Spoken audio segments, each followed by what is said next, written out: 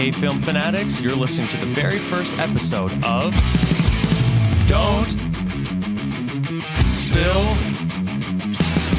the Popcorn.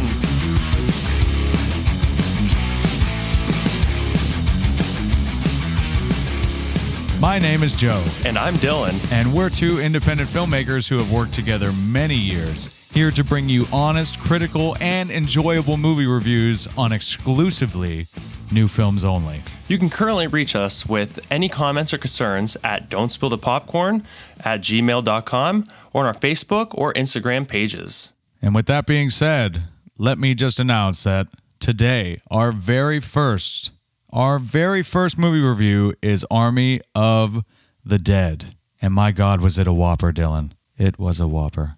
It was a ride for sure. It was such a ride. So before we get into anything else, we're going to show you the very first time into our very own news section.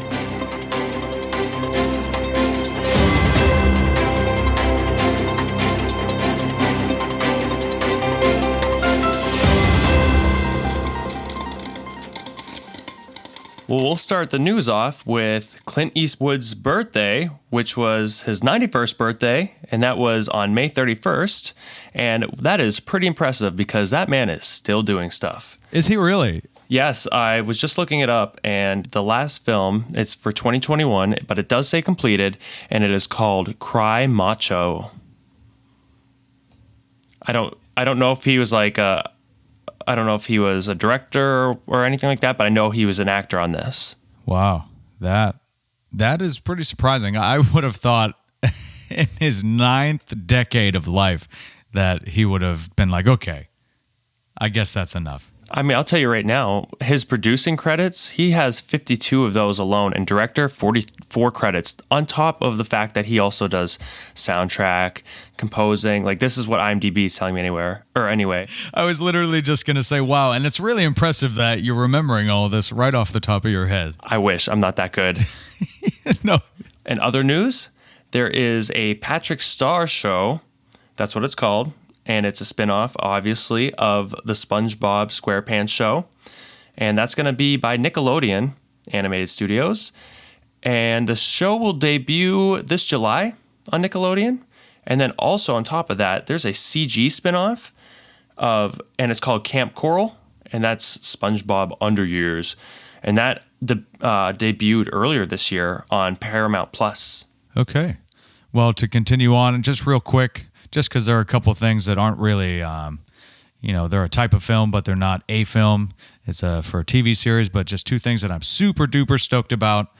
One of them is Dexter, and obviously for those who have followed Dexter all of these years, to be able to come back and catch another taste of the killer's lust for blood. I mean, oh my goodness, it's just going to be such an enthralling experience. I think enthralling is a word, right? Well, I'm using it. I hope that it's right. And my last one, Space Force Season 2, which, I mean, it's just really, really nice to see Steve Carell in a TV series where he's still kind of playing. He has more of a serious, more mature character, but with the same kind of corny flair that everyone remembers so very well from him when he was Michael Scott on The Office. Nice. Yes. So, Dylan, let me ask you a question. What is going on with you? What's going on in your life right now? Anything interesting you want to share with the listeners? Nothing.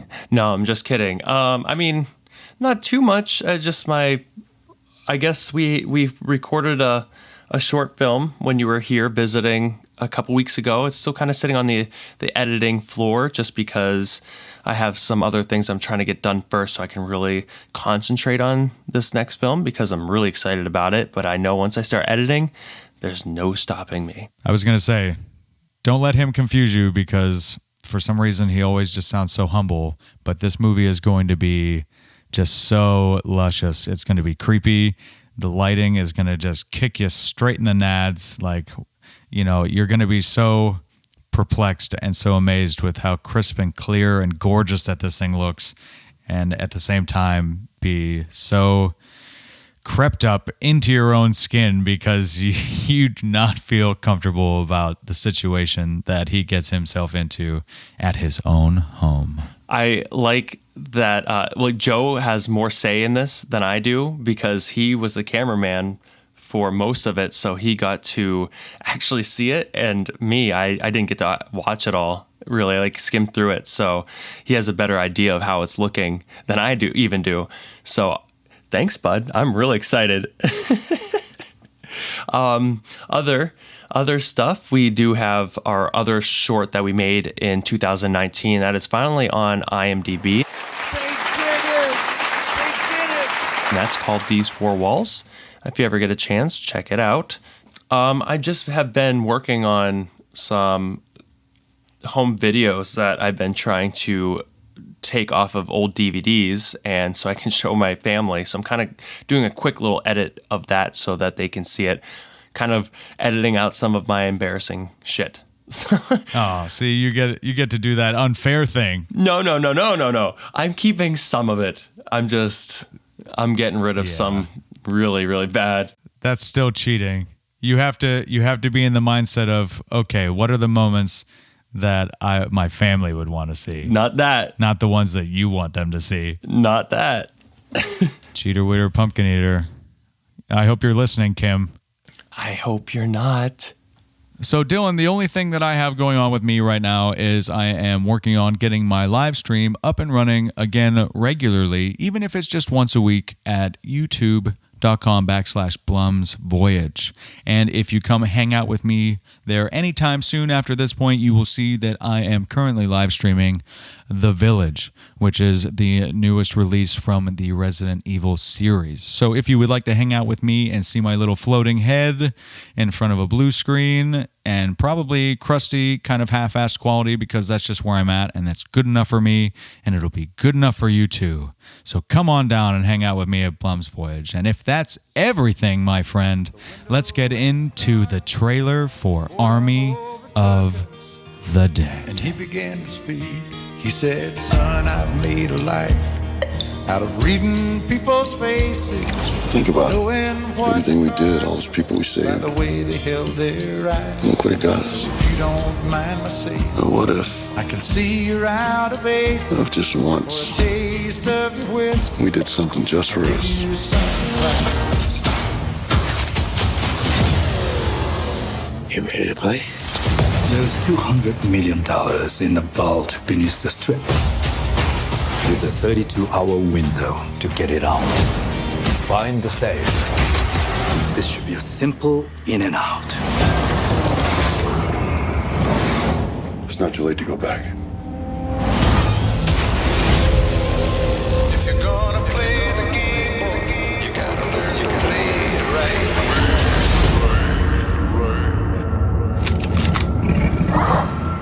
What the?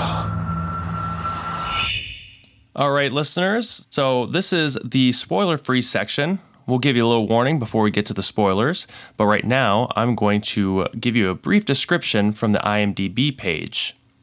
Categorized under the action, crime, horror genres, this colossal 2.5-hour rated R Zack Snyder film thus far has reigned in a 5.9 out of 10 on IMDb, a 69% on Rotten Tomatoes, and 57% on Metacritic. One 5-star review said Army of the Dead is funny, exciting, blockbuster-sized entertainment from a filmmaker firing on all creative cylinders. Wow, Chocolate Rain Guy, thank you so much for coming in and that quick little vocal cameo there. That is fantastic. Thanks for stopping by. I do have, opposing that fantastic, very nice 5-star review, I do have one 1-star review that I would like to just post against that 5-star review. Let's hear it. Someone said, my family sat down to watch this movie. I'm 17, my younger sibling is 13, and my parents are in their late 40s. We all hated it. That's 2 generations of zombie movie fans who disliked this. It was wildly boring and so cliche, it hurt. Do you think they use a Band-Aid? Because I feel like I need a Band-Aid after that one.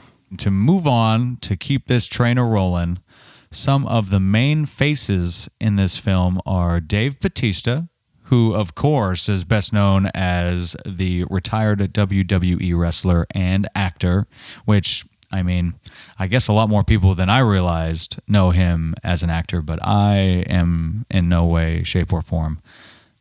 I don't recognize him as an actor at all. Like, I didn't, but I guess there's some people that would be super surprised because of like Guardians of the Galaxy and Avengers. Like, that's at least one way that most people have seen Dave Bautista, but not me.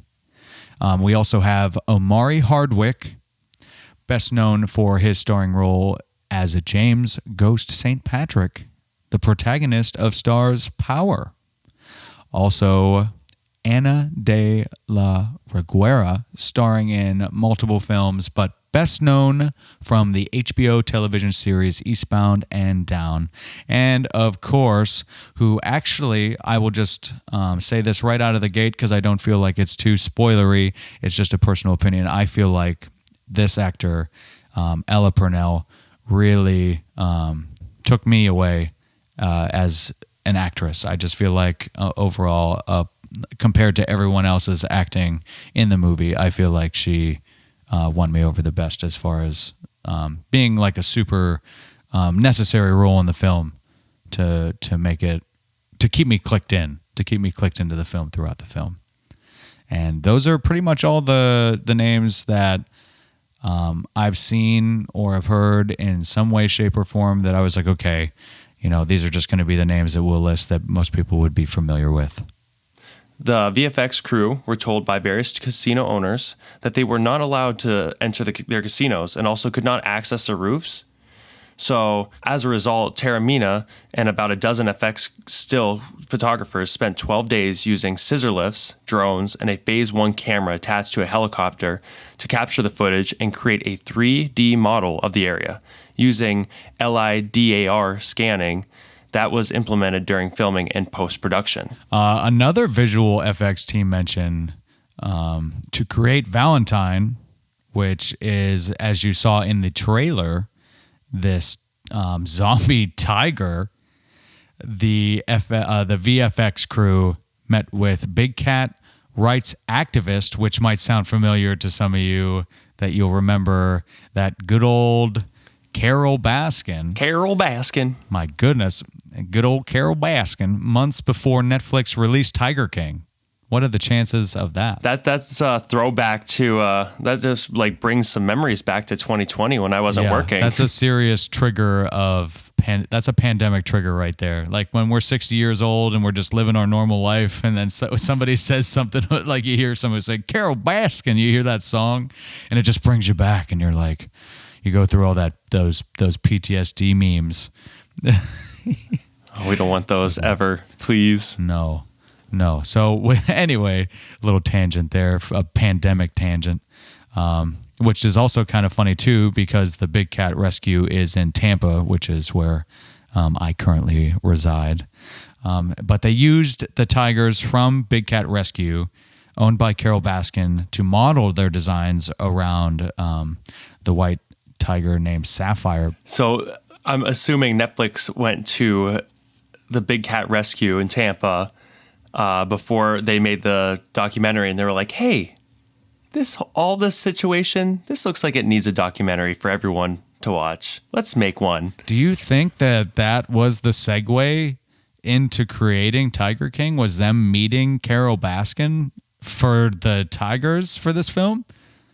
You know what? That would be a really weird story. It would be kind of neat, but I don't think that would be the truth because documentaries like that take a while.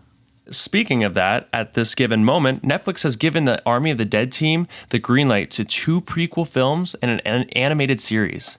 That's pretty impressive. Yeah, right out of the gate like that, just being dropped just based on seeing the hype around it, they decided to give it the green light, which of course, as quick as they giveth, they could taketh away. But, it does say something. It does say something that they're like, okay, we definitely want to see more of this. I would definitely say that it contributed that since the release of this film on Netflix, there have been, 72 million streams by viewers, and it has become easily, boom, right up to the top 10 most watched films on Netflix of all time. It's tied for 9th with George Clooney's The Midnight Sky, which I definitely need to see. This film also took over the internet with 22 million retweets, likes on 17,000 original posts, which, all of those things stand alone, speak for themselves. Well, what's weird for me is the fact that I haven't heard much about this film until actually it's been released. And even after it was released, I was like, okay, it just looks like a film. Like, I didn't know who directed it. I didn't know anything. I was just like, okay, it looks okay. I might not need to watch it. And then you're like, well, we're going to do it for our first podcast. And I was like, okay, let's do it. Like, I'm going to watch whatever, because I'll watch any movie, like, especially if someone, wants to watch it with me and talk about it. Like, I'm like, okay, cool. So we also have a quick little news section about the movie. There wasn't a lot of things that popped up. I even looked today and there wasn't anything new. So I'm sure in future episodes we might have a thing or two just to kind of use as a follow-up section in the beginning of our episodes in the future. But the only things that we have right now, Dillon, why don't you tell me what the first one is and let me know if you noticed. Well, the first thing was the dead pixels. I guess that was a thing. And I'm going to personally say that I was watching this film and kind of looking for them. And I didn't notice them like other people have. But I'll tell you, I wrote down, I finally noticed my first dead pixel at around 1 hour and 45 seconds on Batista's face. And I was like, okay, I see this. Now, Dillon, for some of our listeners, they may not necessarily know what a dead pixel is. So real quick, would you mind explaining to the listener what a dead pixel is before you explain what you've seen? A dead pixel is pretty much like a fragment of the image that isn't coming through for some reason, whether it be the camera, whether it be even your TV can have dead pixels. That's actually often where you find them. And they are annoying, super annoying that they even happen because they're distracting. And they seem like they are in front of the image, not even like part of the image, but like in front. And it's usually like white. So you just see this white dot and it's distracting for sure. Now, could these broken pixels have been corrected in post-production? This is what somebody asked, and somebody said not necessarily, which was a VFX expert who said this, that they told Variety. Let me rewrite that. Could these broken pixels have been corrected in post-production? Not necessarily. That's what a VFX expert told Variety. If auto processing was not available for the given camera settings or was turned off to keep the workflow as analog as possible, it could likely preserve these dead pixels. But my thing is, if they can remake a whole damn city in CGI, you're telling me they can't get rid of a dead pixel? Like, even just colored in so it's not as noticeable? I don't understand. With the technology we have, I mean, I'm not really big on like CGI and VFX and stuff like that. Like, I'm not really that good at it, but I've had a dead pixel in my film and I've used like a program that kind of helped get rid of it or at least minimize it so it wasn't so distracting. So I don't see how a multi-million-dollar film couldn't do it. So I could be wrong, but I'm kind of calling bullshit on this. I feel like maybe they didn't notice it. I don't know. It just doesn't make sense to me.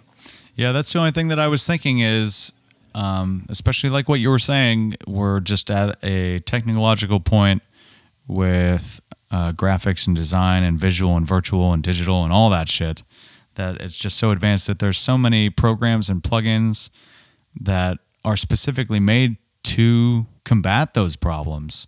You know, that this is not the first time that people have had dead pixels pop up in their films, and I'm sure that it will not be the last, but I just don't see why at this point in the game, you know, these professionals are still coming across that problem. And maybe that's not something that, maybe that's not something that we have any room to be critiquing, but that's just something that we noticed and thought that it would be important to bring up, just to think about, how we. Let me roll back. Just wanted to bring that up, just to think about how far things can really get taken before maybe some people even decide, this is the final product. That might have been something that they had just decided as a staff, like, this is it. And maybe that type of imperfection is okay. And maybe just because we have that technology doesn't always necessarily mean that we have to use it. So who knows? There's two sides. There's definitely not to play devil's advocate, I suppose, but who knows? Maybe it doesn't necessarily have to be a bad thing for those who are poo-pooing on the whole movie just because they get distracted or they're complaining that their TV that they worked so hard to buy and put in their living room, they were worried for 3 seconds that that it was on their end or something silly like that. So I think if you're that person, stop being that person and just enjoy things more. Yeah, because I didn't really notice it as much as I actually almost had to look up other spots that people have noticed. And I was like, okay, I could see where that was at. But for me, like I said, personally, I didn't notice until that one time. And I didn't notice it afterwards. Not saying that they weren't there, but I guess I was just so into the movie that I wasn't distracted enough by them. Yeah, and that's what I was thinking too, was like, I wasn't watching on the biggest screen, but I still would have. I was considering going back and looking up if someone had specific time slots to just see them, but they were so non-existent to me that I was like, well, I didn't even end up catching one. Like I for the most part was so taken in. I was in for the ride. I was buckled in. My seat was up. My tray table was up. I was ready for liftoff. Pretty much the entire duration of the film. So then the only other news thing that we have about the movie is that, the only other news thing that we have that stuck out amongst all the other bullshit gossipy articles was that, quote, unquote, Zack Snyder confirms that his zombies are capable of having sex. And we will break this down. I was going to say, at first, just kind of seeing that article, I was like, this is a little bit out of context. So, I guess I'm kind of coming up to my own conclusions as to why that's something that someone's even asking in the first place. But it turns out that there are some answers as to why people would be wondering that. So if you hang out through the spoiler section, you might just find out why. Zack Snyder has been active in the film industry since 1990 films. He's well known for doing films like Dawn of the Dead remake, 300, Watchmen, Dawn of Justice, Justice League, and Man of Steel. So that's a pretty big set of films right there, to be honest with you. Those are pretty big and a lot of money behind them. So that's pretty impressive. Did Dawn of the Dead happen to have any sort of impression on you, since you are more of a horror fanatic? Dawn of the Dead, yeah, for sure. I think that film, when it first came out too, I remember, not to go on a tangent, I'll be quick with it. I remember there's like the opening like credits or opening scenes of the Dawn of the Dead remake where it shows like news clips and all this stuff happening. And I was young when it came out, and so my cousins were even younger. And I remember my one cousin, I was showing him this like on like kind of like a rerun thing, and he didn't really see that it was the movie, and he's never watched it, and he started freaking out because he started thinking it was like real and all this other stuff was going, So that's one thing that sticks out to me, but I thought it was a really, really good movie. And I seen some like things that stuck out to me with this film that kind of connect. Like I feel like I can see the art, like how the filming, how do you want to say it, like his themes are and stuff like that, or maybe he used certain things. Yeah, like certain things would connect from Dawn of the Dead remake and Army of the Dead. My only other question revolving around Dawn of the Dead is, from anything that you can remember of his version of it, do you see anything kind of pull over or cross over from one movie to the other? I will say this isn't really a spoiler, so I'll just say that his name's Richard Cheese. He's a singer, and in the Dawn of the Dead remake, he sang a song, Down with the Sickness, and in Army of the Dead, he sang the Viva Las Vegas song at I think it was towards the beginning of the opening credits. And I remember listening, and I'm like, this guy, one, sings awesome, but two, I'm like, it sounds very familiar. Like I've heard this voice before. And that's when I did the research, and I was like, yep, that's what I thought. It was from the Dawn of the Dead remake, same guy. So I like that he pulled, so that really brought me into really made me think of the remake.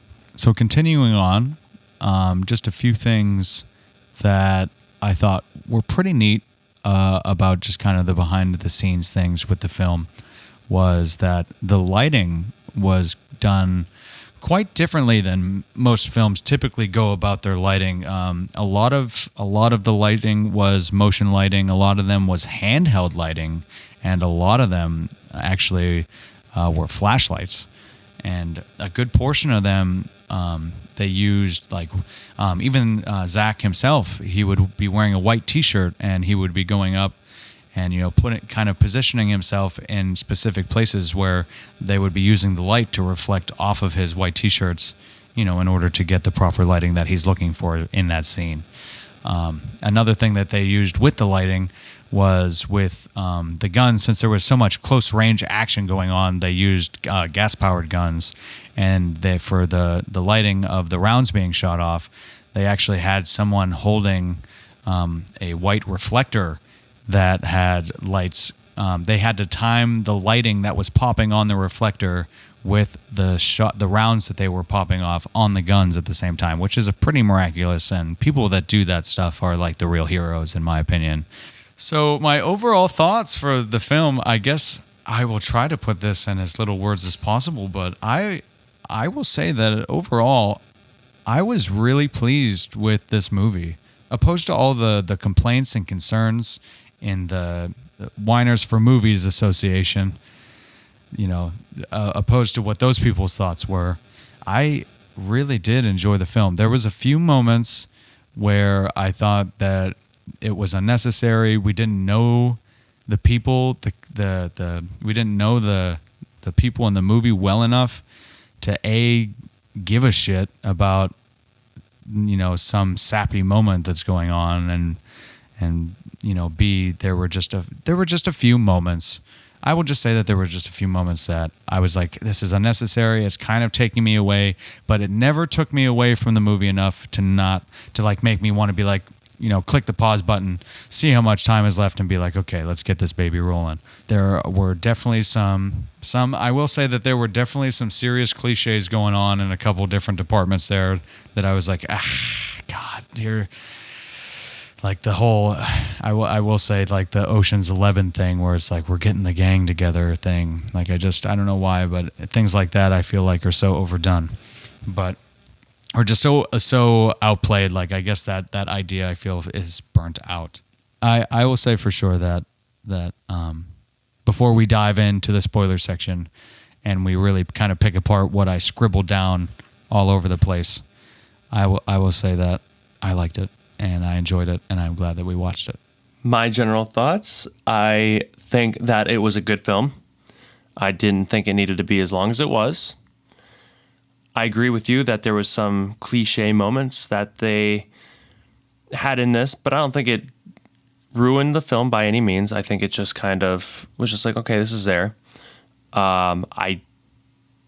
I do like that there is some new things that they brought to this film, which we will talk about in the spoiler section. There was definitely some new things where I was just like, whoa. I guess that was the biggest thing with this film, is I said wow a lot.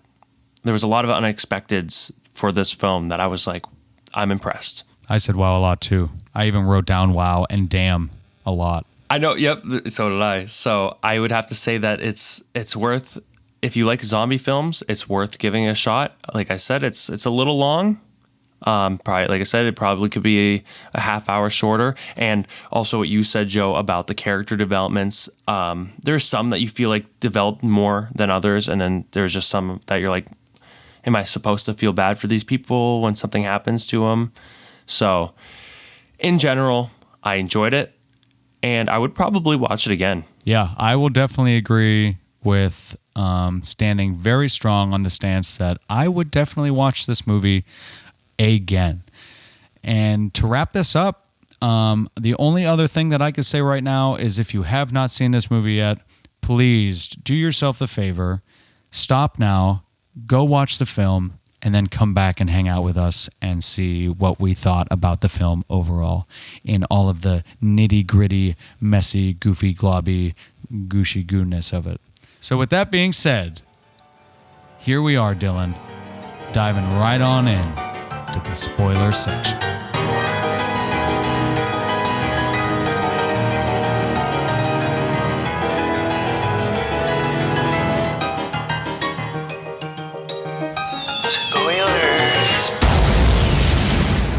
So I'll start with saying that I loved the Elvis Suspicious Mind, the song that started the film and ended the film, same song. You usually don't get it both starting and finishing all the time, but once in a while. But that was a pretty fun song. And I think in general, there was a lot of good music in this film at the right places. Yes, I agree with that. And it's funny because your first note is literally my very last note. Okay. Like that was pretty much that was pretty much the last thing that I said for the most part, was about how I was like, damn, they actually played this song twice and I loved it the first time around and I didn't appreciate it as much as I did, but I only realized how much I appreciated that song in the beginning when they revamped it at the end there.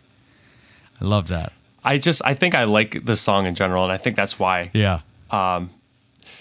And it's like at a perfect time too, because it's right when the newlyweds decide it's time to suck some dick. Look at that. And that right off the bat there, I was like, man, look at this. You know, that's kind of, it was like hitting a fun part of me, but also like hitting my, like my cliche radar all at the same time, where I was like, here's that horror movie bullshit. Like, this is why it got the horror genre tagged onto it, was because they threw in some goofy shit like this that ends up, you know what I mean? Like being like just the big cause of events, that it's like, of course, something stupid like that, like something, you know what I mean? Like, but at the same time, I loved it. But at the same time, I was like, you know what? I absolutely love that something completely, probably normal and ridiculous at the same time is kind of like the opening, I guess that's kind of like the can opener moment for the plot itself. Yeah, I mean, because right from that point on, it goes straight from them. Like, I love where the truck, because they like, obviously he's not paying attention because he's in a great spot in his life, married, and Dick's feeling good, and his, eyes are closed for some reason while he's driving. And the trucks aren't also paying attention, the armored men, and the other guy like goes out of the way like real quick, like steers off to the side. I'm like, wow, that was really cool, but he like obviously hits like the main truck and just explosion. Did you realize like where they were? Did you kind of catch like what they were referencing towards, where that the army was located, where they were coming from? I'm assuming that was Area 51. Yeah, it was most definitely Area 51. But I did not get that until you just said it right now. Oh, really? So That's thank so you. funny. That's impressive. Because I was thinking, Nice. I'm like, is Las Vegas going to be like the new Area 51 like location? But no. Okay. Cool beans. Look at that. Yeah, so, and then my very first, right off the bat, I was irritated, dude. I was irritated. I don't know why. I just did not like those guys. I did not like their acting.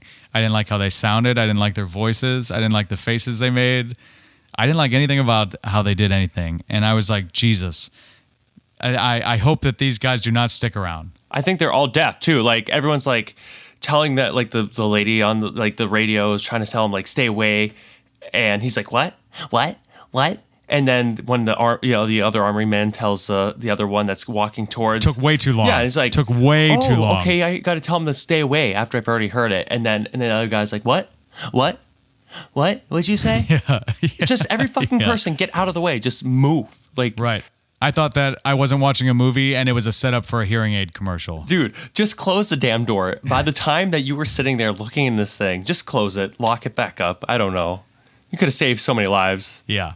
Yeah, they could have. I mean, and they should be thankful anyway, because I would have never expected that they managed to they'd managed to kind of close in and the quarantine section. Like that was something that I thought was pretty neat, was they were able to enclose it. I thought the whole world was going to be screwed, dude. I thought it was going to be done. Yeah, I thought it was going to be some apocalyptic shit, but no, it was pretty. Like there was just a specific area that was taken over, and that was pretty impressive to me. But let me get back to my irritation real quick. Do it. These guys, I mean, I guess I already kind of went into it enough. You know, no offense to them if they are listening to this by chance. I'm so sorry if you are listening, but just get a little coaching. Just a little coaching. I'm sure you can afford it. You can definitely use the money from the role that you just did, that you totally botched, to get you some lessons to do a better job next time. So hopefully I don't see your face until you get your shit together. Damn, you're harsh.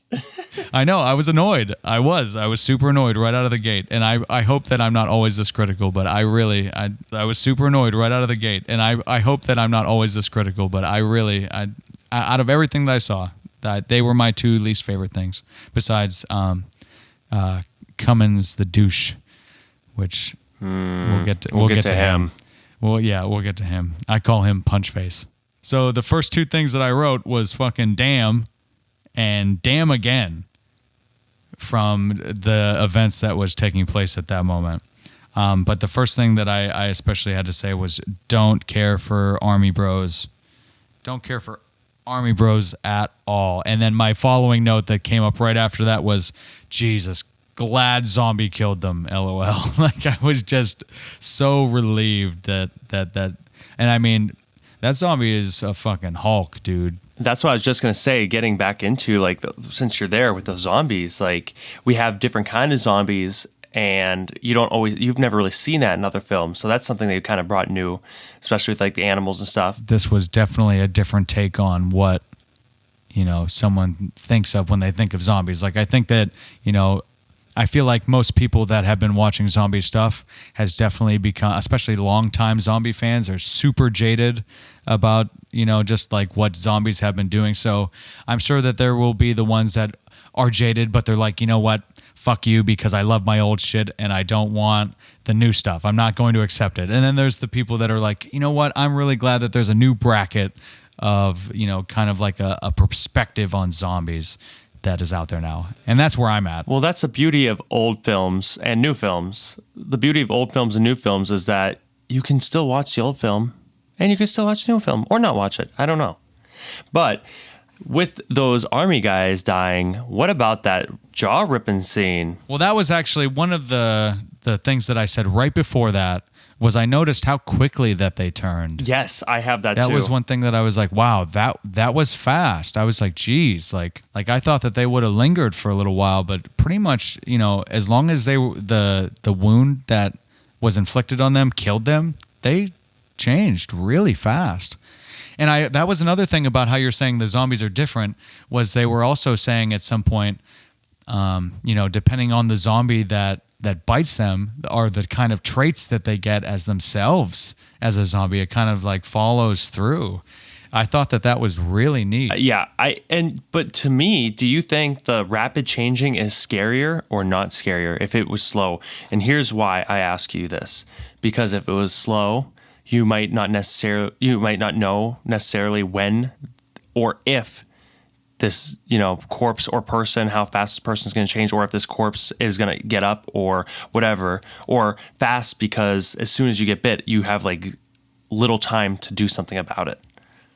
It could go either way. I'm sure that you were realizing as you were saying it too, that you're like, oh shit, it could be pretty fucked up either way that it goes. No, that's why I was asking, because I don't know. I personally, like, either way, it sucks. Yeah. There's no good way of handling that. But I'm going to question your question with a question. Oh, Jesus. I don't think you can do that. That's breaking the rules, Joe. My question is, what if the rate in which somebody turns is also dependent on the kind of zombie that bites them? Next question. I don't know.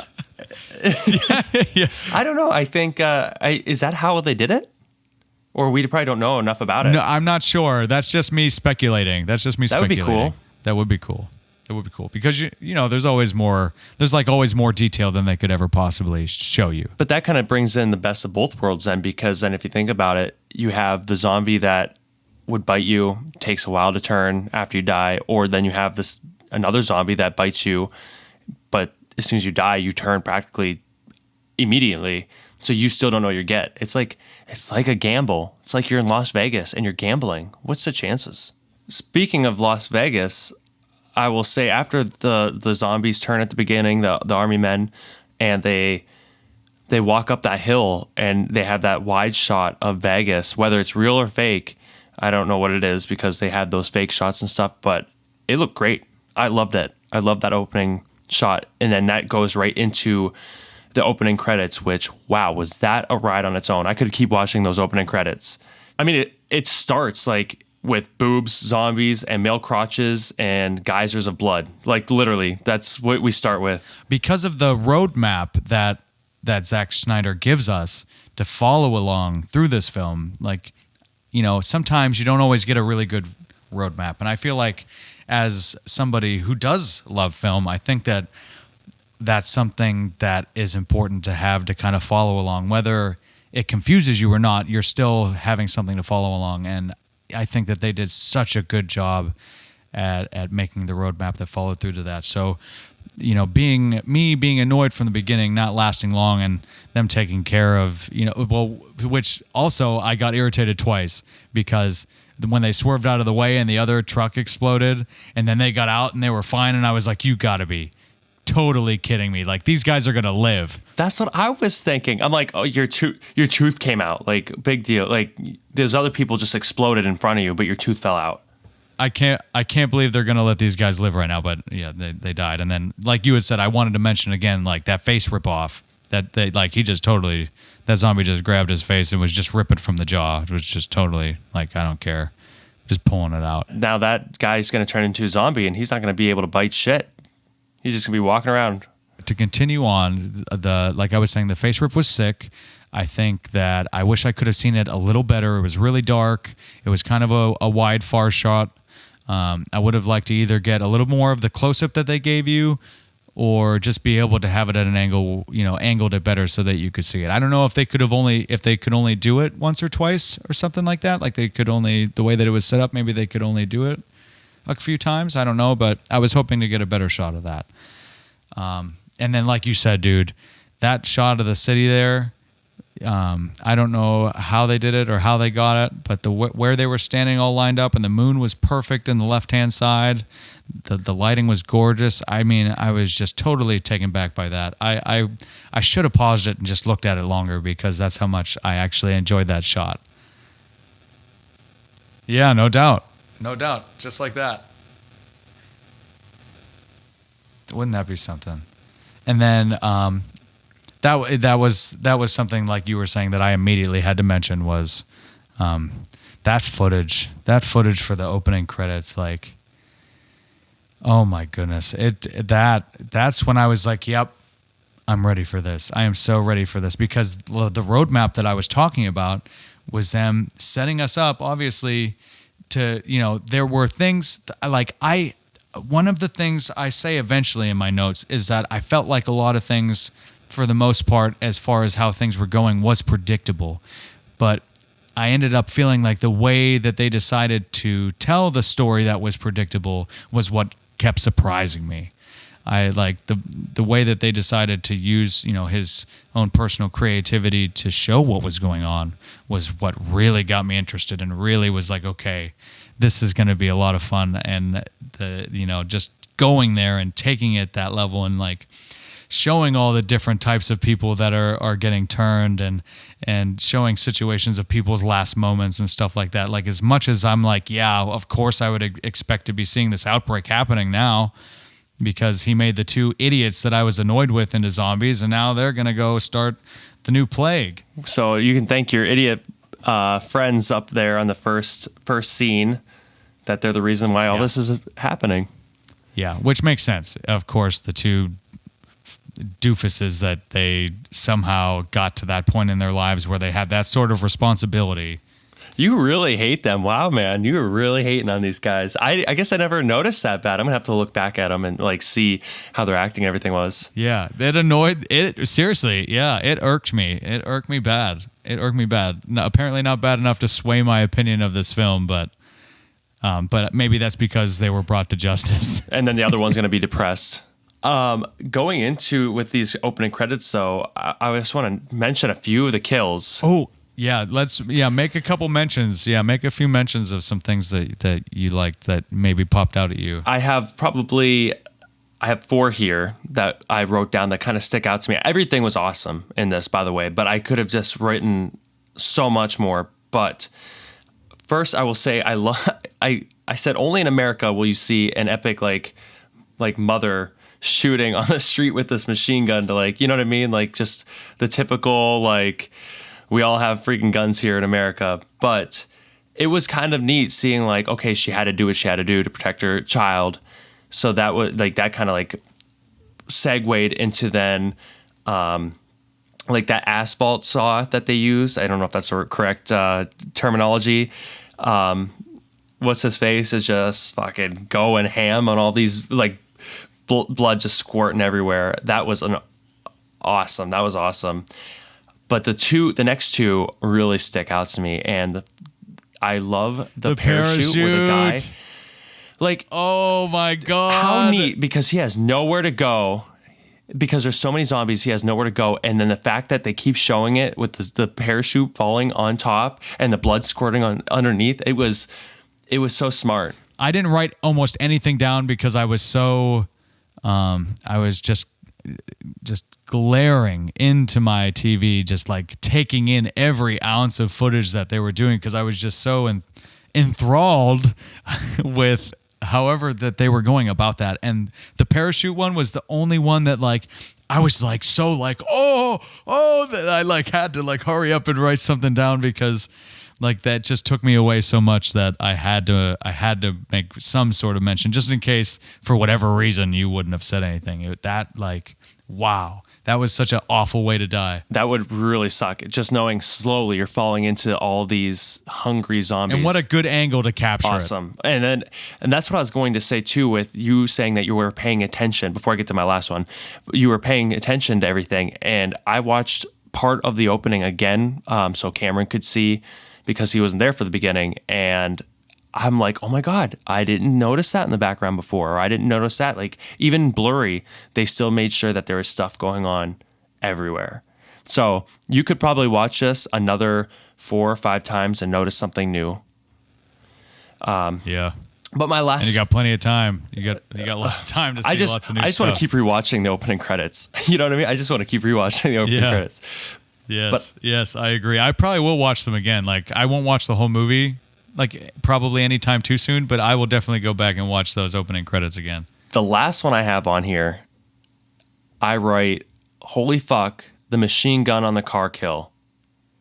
One of the goriest, like, kills. I think they did something similar with the machine gun on the back of a car on one of the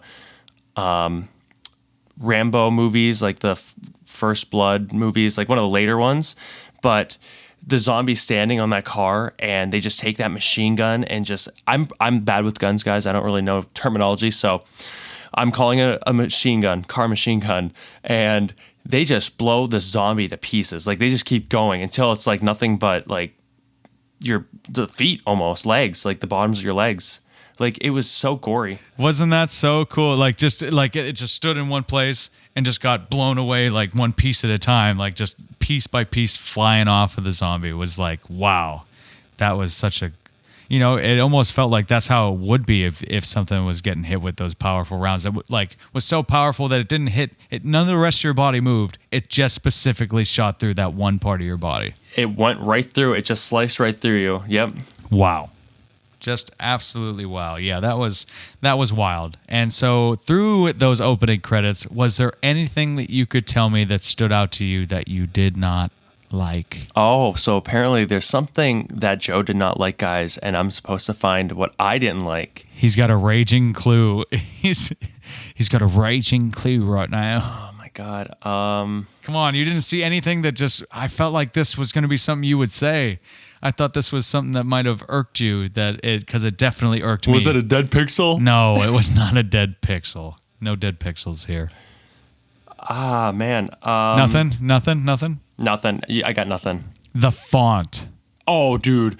The font that they used was ugly. I did not write it down, but I thought it, and I should have said it I forgot about it. Honestly, I forgot about it, and the spacing. I knew that you knew. The spacing with the font is what got me. Why is it so? How many times you can press the space button?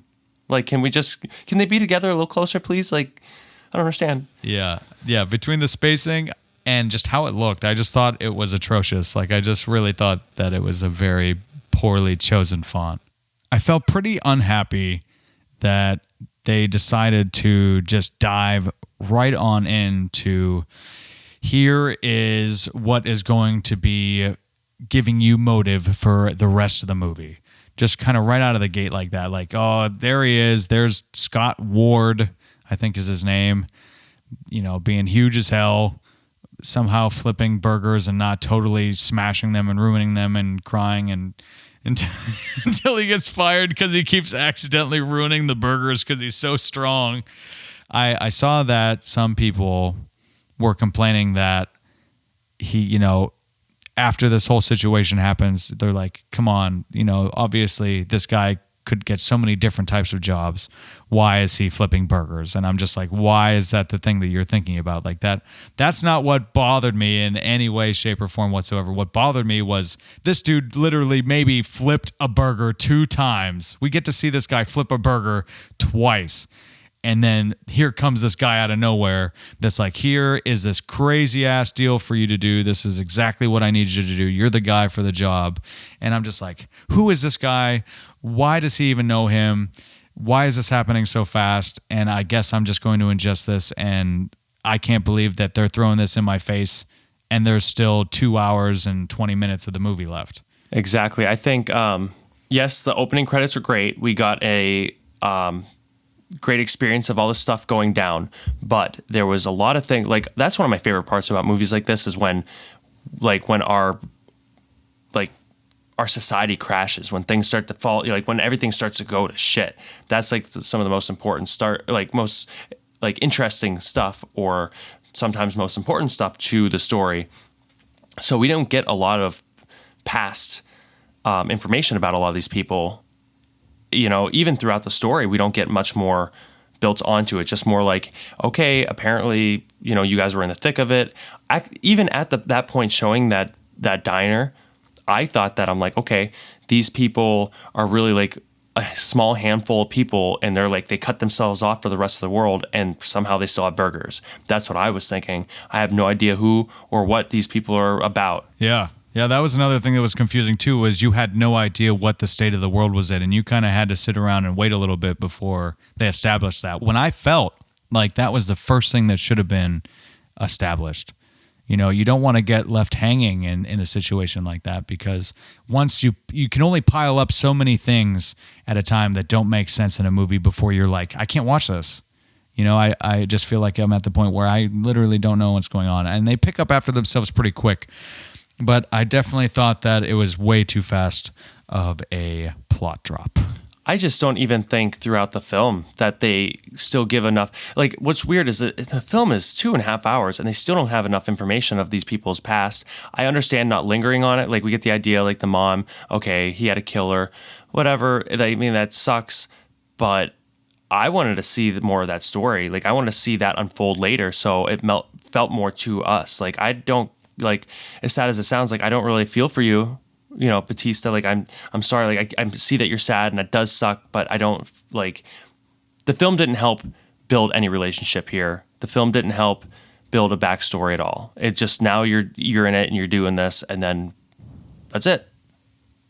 And speaking of expression, I would definitely say that Batista kind of felt like a Kristen Stewart. Yeah. If you follow me. Yep. Yeah. I enjoyed him. I kind of liked him as a dad figure. He kind of had that gentle but stern kind of father feel that I was like, no, I like that. I like that look on him. But as far as like facial expressions and stuff like that are concerned, like he didn't really hit that one home. He didn't really carry that story. As the other actors, he wasn't the strongest one in my opinion.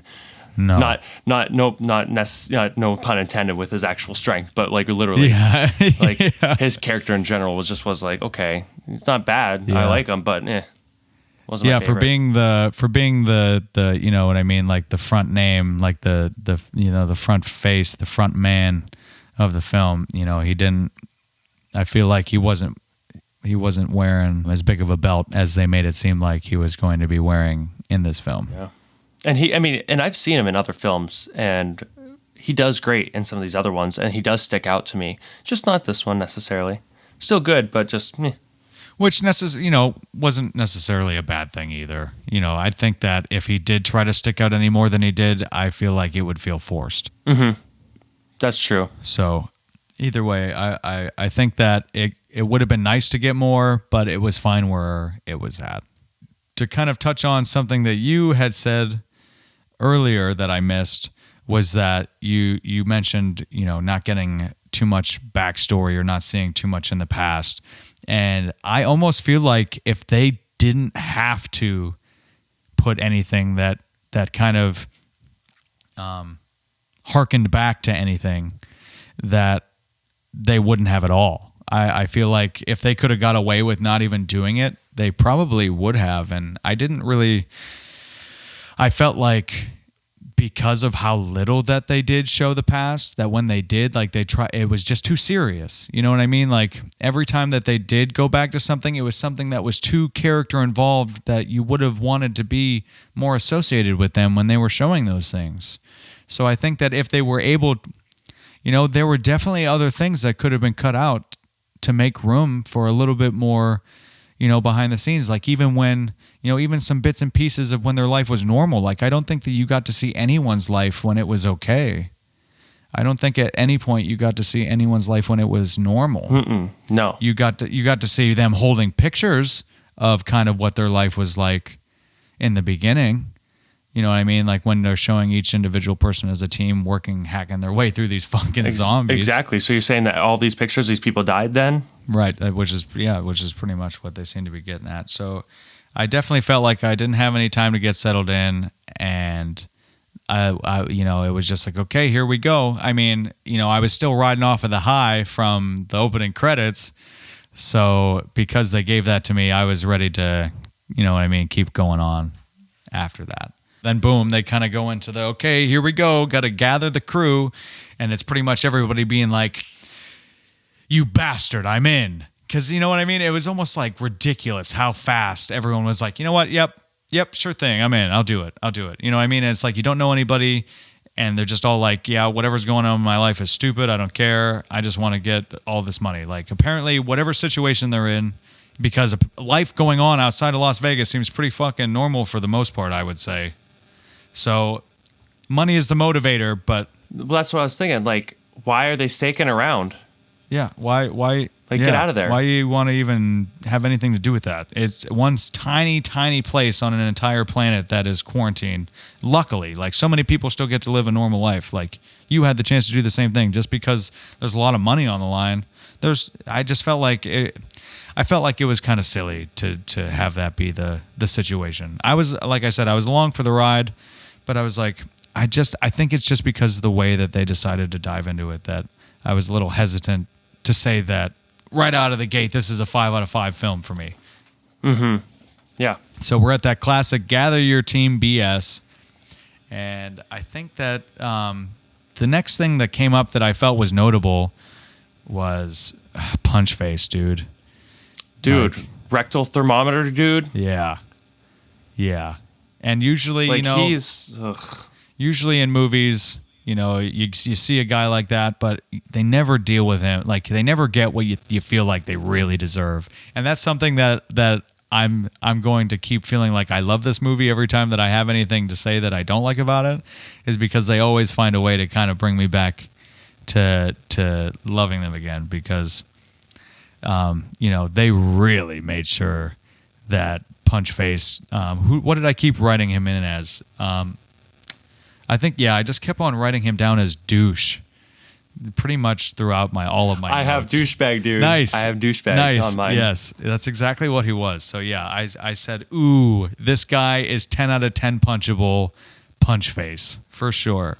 And I was just not, I was like, oh, a part of me was like, why do we even need a guy like this in the film? You know what I mean? Like, it almost made me feel so uncomfortable that I was like, oh, I would have rather have, like, this would have been the same film without this guy saying all this uncomfortable shit and being gross. You know what I mean? Like, just being a shitty guy.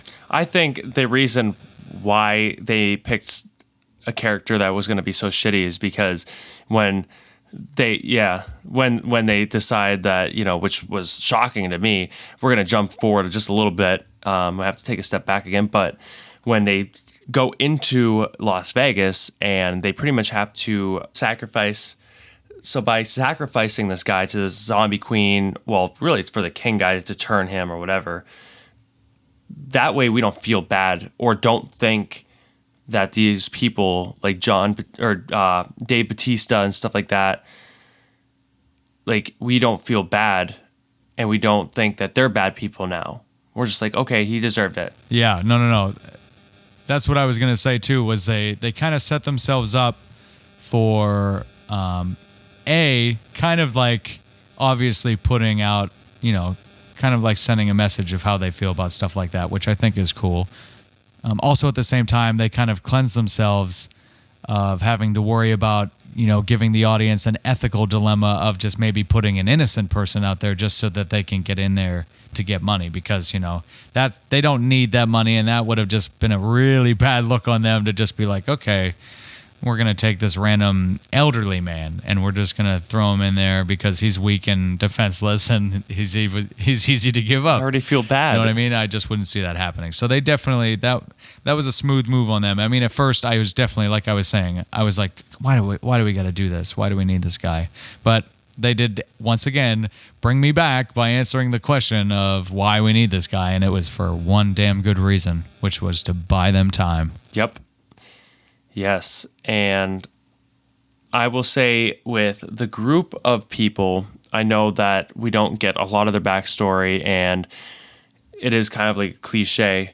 To me, it is a diverse group of people, but it kind of reminds me of like Left 4 Dead, like between the different kind of game or different kind of like guns and stuff like that and weapons and just the people themselves. Like, it reminds me of just random people put in this situation, which would be Left 4 Dead. That's pretty cool. I only played just a little bit of those games. Another thing that I wanted to bring up to you too that I noticed, different than most other movies that I've ever seen, is that the blur that his shots have when something is out of focus is so different than other cameras that I've seen. Like, it's more, almost feels like water brushed blur. Like, it seems very smooth rather than kind of like there, but it's kind of like it's grainy, but it's not grainy. You know what I mean? Where it just kind of feels fuzzy. Like, it's more smooth instead of the fuzzy. Yeah, and that's what I was going to say too, to bring back that one thing I forgot to mention earlier that I thought was neat was that Zack Snyder got his hands on these Japanese lenses that he really loved, that are just, you know, decades old, and he brought them to somebody who rehoused them into a lens that would be able to project more of a cinema-like quality. To actually use them in a film like this too can't be easy, for the fact that the depth of field, like the blur amount compared to what's in focus, was very shallow. Like, you could not, like, if the actor moved out of place too much, it would be blurry. You know what I mean? So, I mean, yeah, don't get me wrong, they still had moments like that, but they did pretty well. Some of the things that I was watching of him kind of explaining how he went about using these lenses too was he said that he had to make a lot of adjustments on set constantly just to try to, you know, you get used to using certain types of lenses, or other people use things enough that they have a lot of they have a lot of techniques out there that you get familiar with. So when you're using So I can imagine when you're using different things like that maybe other people haven't been in a setting like that to use it before, that there's a lot of adjusting and kind of on the spot learning that you're doing when you're using that type of stuff. I can't imagine, but I mean, I'm kind of glad that they decided to do that and use those lenses just to get a different kind of look and feel. I mean, to the normal viewer, they're probably not going to really notice.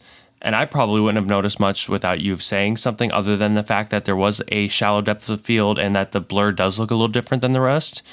But that is impressive that they're able to film a lot of it with like flashlights and things like that, because the lenses, like some of the f-stops are really, really, really like small to the point where, you know, it lets just, you know, you just need a little bit of light and it lets so much in. And that's kind of like how film was back in the day, where you could, you know, just you lit a scene almost to the point of just with your eye, because film is so forgiving, but digital, it's a lot harder to light.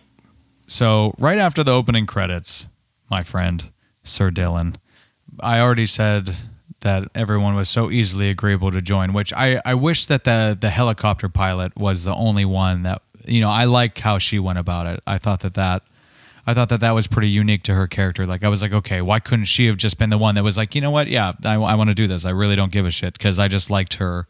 I liked her, and I liked her attitude for the most part. Like she definitely was just like that cigar biting badass that flies helicopters. Like, she definitely filled that role to a T. I did like her. And with that being said, I love that she just is always smoking near jet fuel. You know, like, Yep. The smartest decision ever. Just smoking near jet fuel. What could happen? Not a single shit to give. Not a single shit to give. And speaking of people that I like, going back to what I said earlier, that guy that they got to crack the safe, I don't know what it was about him, but I just enjoyed everything that he did the whole movie. I enjoyed his energy and his person and the way that he acted, and his his kind of German accent and like his German vibe, and just like how nerdy he was about safes, and just like how much he knew and how excited he was about like the history behind the guy that even made the safe in the first place. Like, everything about him, like, I just thought was so neat. And he wasn't like that annoying cocky humor. Like, he was just kind of like that fun whimsical humor. Like, he was just himself, and I just liked that a lot. Yeah, and I think he was kind of like between the pilot and him, they were both kind of like the comic relief in this film. I actually, going into this film, I tried not to watch like the trailers and stuff like that. I tried to like be really just going in with brand new eyes, and I thought it was going to be more of a comedy than anything. Like, I was expecting it to be like a comedy, horror, just crazy guns and stuff like that, but no, it ended up being just more like less comedy and just more just action and horror. I felt like pretty much all of the comic relief moments weren't cringy. Like, usually I feel like a lot of the times, like, they don't feel like they are needed, but whatever they decided to do was just kind of like, like, that didn't make me feel better. That made me feel worse, but different. Yeah, that makes sense. Another thing that I had to say too was, have you seen Money Heist at all? The TV show on Netflix? I think that's the one that you told me about. That's the one that was filmed in another country. We watched an episode of it. Yeah. I only watched part of it. A lot of the way that they went about doing, like, the getting the team together and explaining how the heist was going to go and showing all the footage of them at the heist, like hypothetical footage of them at the heist and stuff like that. Like, it seemed almost like I was, you know, it almost seemed completely identical. Like I could make a YouTube video comparison and put them together, and it would look like they almost did the same exact thing. Like, I was getting super huge, like, you know, deja vu with feeling like, like, this is, I already didn't like that they were doing like the whole gather the team thing, and now they're kind of pulling off of something that I feel like, you know, if I've seen it at least at this one place, how many other places, once again, are they pulling from another kind of cliche situation? So right after that, they're now right where I'm at now is when they're on their way to the zone, the quarantine zone, And I made mention that I appreciated that they used an adaptation of the Doors song, This Is the End, on their ride there. I really, really liked that a lot. Yep, I remember that. That was cool. That they that's what I was saying. Like the music, they just knew where to put. You know, they just knew what to use and how to put it, where to put it. Like that was. It's almost like a commentary on itself. Like, hey guys, this is a song, and this is pretty much their demise. Yeah, that song especially definitely foreshadowed, a lot of things in the foreseeable future in the film, for sure. Because the way that it ends up, which obviously we won't get there yet, but the way that it ends up was definitely not what I was expecting it to end up like in any way whatsoever. I was taken by surprise, for sure. Well, actually, you know what? Let me go back real quick, and then we're going to jump. I don't know where this lands on this film because I didn't write this part down, but it kind of sticks with me, is when they're putting all those containers to block off Las Vegas from everywhere else. The mom gets bit by... Just gets and then just crushed. Smushed. That was like, oh, that's where we're at in this film then. Okay. It's going to be... There's no string. Like, they're just going to pull all strings. It doesn't matter. They're just going to do it all. Yeah, at that moment, you're like, yep, okay. That's going to be everybody. Everybody's going to die. That's how I felt at that moment. I was like, everybody's going to die. It doesn't matter who it is. Everybody's going to probably die. Yeah, who knows? But now we're inside of the walls of Vegas, and you see all of these dead, well, I guess zombies are dead in general, but you see all the corpses of these zombies laying all over. When I thought, I'm like, how the hell are they going to get in here with all these zombies everywhere? There was thousands and thousands of them. I love the fact that this film decided that weather would play a factor for these zombies. Because I was always like, how are these zombies walking in the winter? How are these zombies like not burning up from the sun?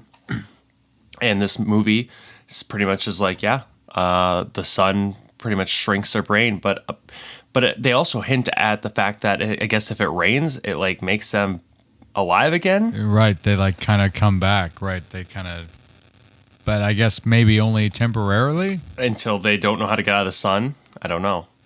Now, where we're at with that, I just wanted to ask you: is that after they did the sacrifice of Douche Guy? No. So going to Douche Guy, now that they're in the Las Vegas thing, and she surprisingly shoots him when I was not expecting that.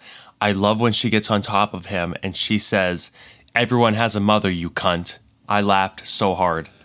Because she was the one, too, that I felt like if anybody was going to put it to this guy, it was definitely going to be her. I didn't know how much to trust her, though, throughout this whole film. Sharp. I was just like, is she good? Is she bad? I still don't know, but... I didn't feel bad. I had no bad vibes from her the entire film that really? She was in it. Okay. I had no bad vibes from her. I think it was mainly the beginning is what got me off with it. Like, she was very quiet. She seemed very, like, to herself, very... I don't know what it was, but I like her. I definitely enjoyed her, and she's badass. Yeah, I liked her, too, for sure. I wasn't expecting her to play the role that she did. Like, I didn't think that she was going to be, like, the one who knew all the lore, the zombie lore. And all that. I was definitely not expecting her to be like the quiet, knowledgeable one, but turns out she did a pretty damn good job at doing it. So, okay, yeah. So what? Okay, so then I was like, oh damn it, Douche joins the team. But then pretty much immediately after, I was like, oh okay, yes, because Van der Rohe just totally put him in his place and was like, you're gonna carry these. You're nothing. You are a little pipsqueak, and just like flicks him pretty much with his mind. And then he's just like, ugh.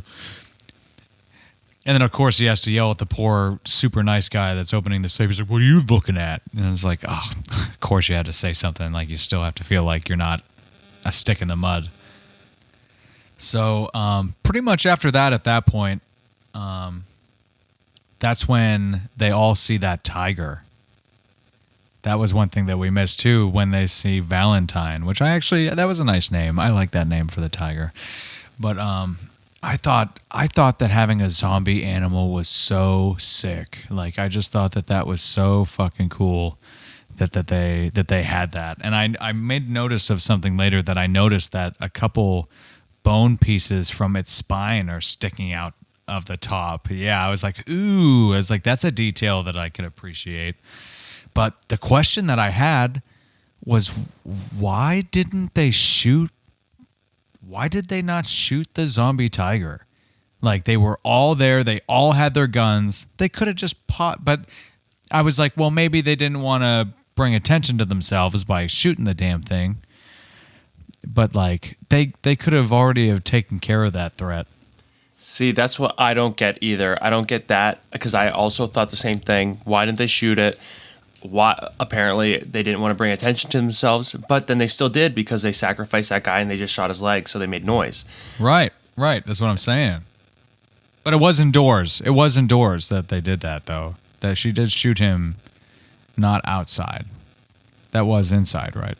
I don't think so. I think that was outside. I think it was outside, and then they pretty much tied him up right away. I was like, okay. Oh, it looked like it was inside. It could have been. I don't know. It's hard to remember, because everything, even when you were inside, half the stuff was broken on the outside. Or I just know that it was shortly after. If they were inside, then they were outside shortly after. So I don't think, unless they were afraid that if they shot the tiger, then the alphas and stuff would be mad. I don't know. Yeah. But then my question to you, right after that whole situation, why? So they sacrificed that guy, douche. Why did the alphas and all those other zombies say, okay, you sacrifice us one, then we'll spare you? Like, why not just go for it? Like, who gives a shit? Why did they not take the rest of them? Like the zombies? Yeah.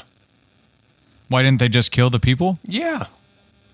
Probably because that was something that one of my next notes actually comes up to, was getting into the explanation that they are somewhat of a civilized group, or a civilized race, I guess. Would zombie be a race? I guess, I don't know. I mean, I don't. But I mean, that's what I'm saying. It's like, she kind of gets into saying, like, they have a way of life. Like, they have a code. They have they kind of have a way of working things. You know what I mean? Like even pirates have a code, or the way that a king and queen rule their kingdom, they have a code. And so for whatever reason, it's like this zombie that was from Area 51 supposedly had they must have been doing some sort of experiment with it to be making it be, have some sort of sentience and, awareness of its existence, to the point to where it kind of created its own colony, which is what I was saying. I'm like, organized kingdom. I'm like, they like being in there. They like being grouped together and being put together in this colony, and it's like, they're thriving. It's actually good for them. Like, that was blowing my mind at the time. I'm like, wow, like, these aren't just randomly, just kind of aimlessly walking around zombies, don't have a purpose. Like, they all have like their own function. Like, whatever they're doing, they're like serving a purpose. There's a king, there's a queen. They show that they have feelings, that they feel things for each other. So that's pretty cool. But speaking of that, when that queen first came out, I just kept saying, ew, that's nasty. Dude, she's gross. She is nasty. The way that she was walking, the way that she was all like kind of hurtled over a little bit, and then here's this big, bulky guy just kind of like staying back but staring all creepy. Oh God, it was nasty. I was like, wow. Yeah, she was really gross. She for some reason she had like Avatar eyes or something. That's what she always reminded me of. Every time I seen her, she was like a creepy version of like a zombie human Avatar.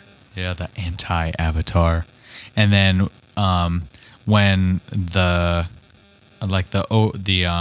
king, when he was standing on the Statue of Liberty's head, just like showing that, he was watching everything that was going on, the whole time, and really made to the point where, that when Coyote brings up that it's probably best to go inside if they're going to be, moving further, because she doesn't want to get all cocky and start walking on the streets just because, they sacrificed one person so that they could buy themselves some time.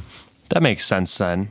But did you notice the Alpha was standing on the Statue of Liberty? If you looked at the Statue of Liberty's arm, it looks like there's 2 bites taken out of it. No, I didn't see that. I was like, cool. that's pretty cool. I even rewound Yeah. it just to make sure I wasn't seeing things, but that looked almost intentional. Like, because, like everything's deteriorated and like ruined and explosions and all that stuff, but it looked like two giant bite arms or Wow. two giant bite marks on her Bite arm. arms. That's cool, dude. I didn't notice that. So, still speaking of the alpha, you said, when they do that dramatic shot Curtain. of his blurry entrance when the curtain's like waving and they're using that blur that they're doing, and they just use that music, like that deep bass thump that just kind of makes your stomach sink, and you can just see his silhouette in the blurriness, and you're just like, damn, this guy just, it's gonna, oh god. And just like the way that they can, yeah, the way that the zombies convene and get together and just kind of like have these screaming meetings where they just howl a bunch and get super hyped up. Like that was wild. So yeah, then the hibernating thing was weird. The hibernating thing, you remember that shit too? Yeah, when they're all just hanging out in the building and they're like sleeping. Could you imagine how bad it would smell in there? Oh god. I couldn't. Like, it would reek. And Vegas is hot, so that would Yeah. be so gross, dude. The smell of rotting flesh in the desert. Like, even I'm sure the people like driving past like roadkill or anything like that, like that's got to be really pungent.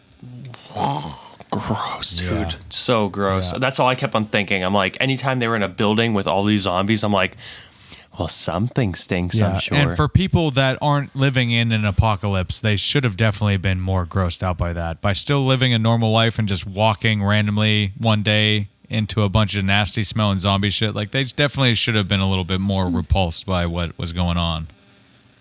At least make a remark at least once about Yeah. it. Like, cover your nose or like somebody puke or do something. Yeah. Like, I don't care how much adrenaline's going through you. I am sure You're not getting past that wall of would stank. stink. Yeah. Someone stanky. Yeah. That wall of zombie stank. And you know what? Those hibernating zombies actually remind me a lot of Silent Hill's blind knife nurses. I don't know if you've ever seen them from the movie or games, when they're like, because they don't see and they like have sharp objects, but they like hear and stuff. And they like try to like hit, like cut you and stuff like that. And that's kind of what that situation reminded me of.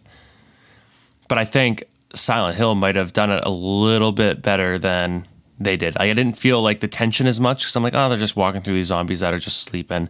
While Silent Hill's movie adaptation was kind of like, I don't know. I mean, that's not what we're talking about, but holy crap, like that, I think that was more effective than this movie's version of with the zombies, in my opinion. Okay. Do you think that it was still in good taste that they kind of used that idea? Yeah, I mean, it might not be everyone's first thought when they watch this. It just so happened to be my first thought, and I don't think that they're stealing necessarily, because they did do it a little bit differently, but it was longer too. A lot more zombies. Mm-hmm. So I don't know. I try to forgive stuff like that, because I'm like, it's a movie. Yeah. Just keep watching it. Exactly. And pretty much what comes up right after that I made another mention of is just, of course, that guy that stuck around for the ride that was kind of part of what's his name? Douche 2. Makiaka or Makanako or Makanaka? I think I wrote an A. Makanaka. One Wait, are of you his talking guys. about Martin? Yes. Martin. Oh yeah, Martin. Yeah, he's a douche 2. He ends up being douche number 2. Not nearly as douchey as douche number 1, but of course, the second that she shouldn't have spilt the beans that she was onto him. You know what I mean? Exactly. She really screwed herself big time. And that was another character that it was like, I just don't know anything about this person. Like, she just came in so quick. She's there. She's kind of badass, which is great. But I didn't see, I thought that she was going to get more character development when she was like, I'm onto you. And I thought you were going to get more of her. But when you got more of her, what do? They fucking kill her ass. You know what I mean? And that's what I was going to ask you. Was she the same one that said she has never killed a zombie? Oh. Because she was badass for not ever killing a zombie. She had some moves. Oh, I don't by the think way, so. she is a stunt performer. Is she really? She does a lot of stunts. That's awesome. Mm-hmm. I could tell.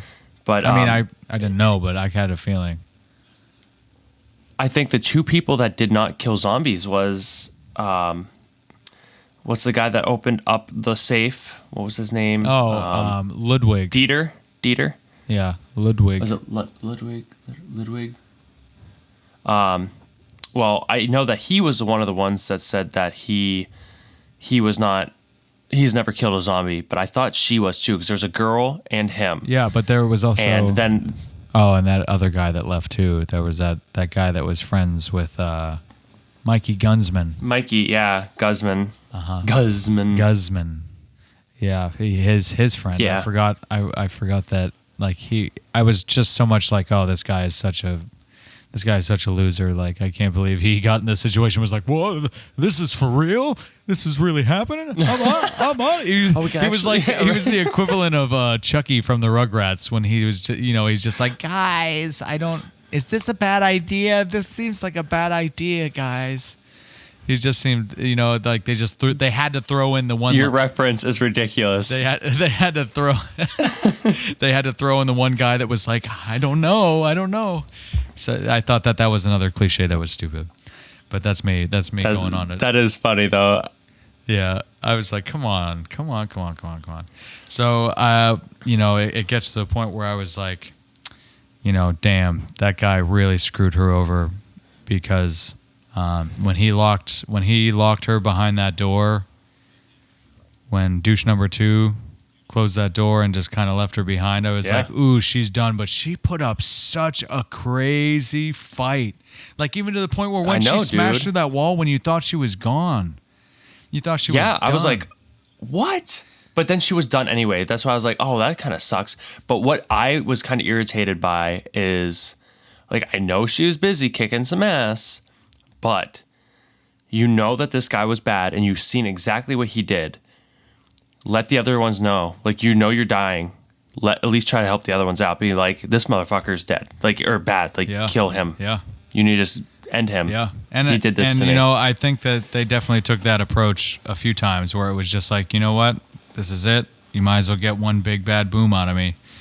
And, that was funny too, because in my notes I was like, wow, Survivor. And then as quick, I was like, oh, wow. And then after that, because she was like getting super crazy. Wow. And then all of a sudden I was like, oh, JK, she go boom. She go boom now.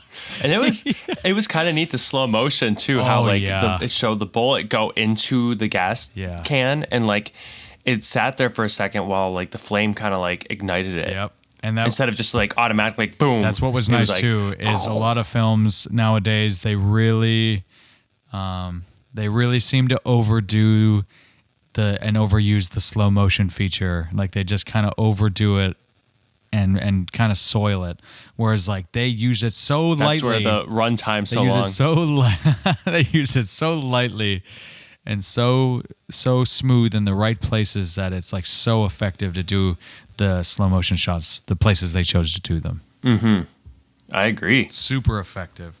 So with that to say, then the only other thing that I pretty much had to say after that is I was thinking at this point in the movie, what is this guy up to? Like, she kind of brought it up. Now he's being sketchy.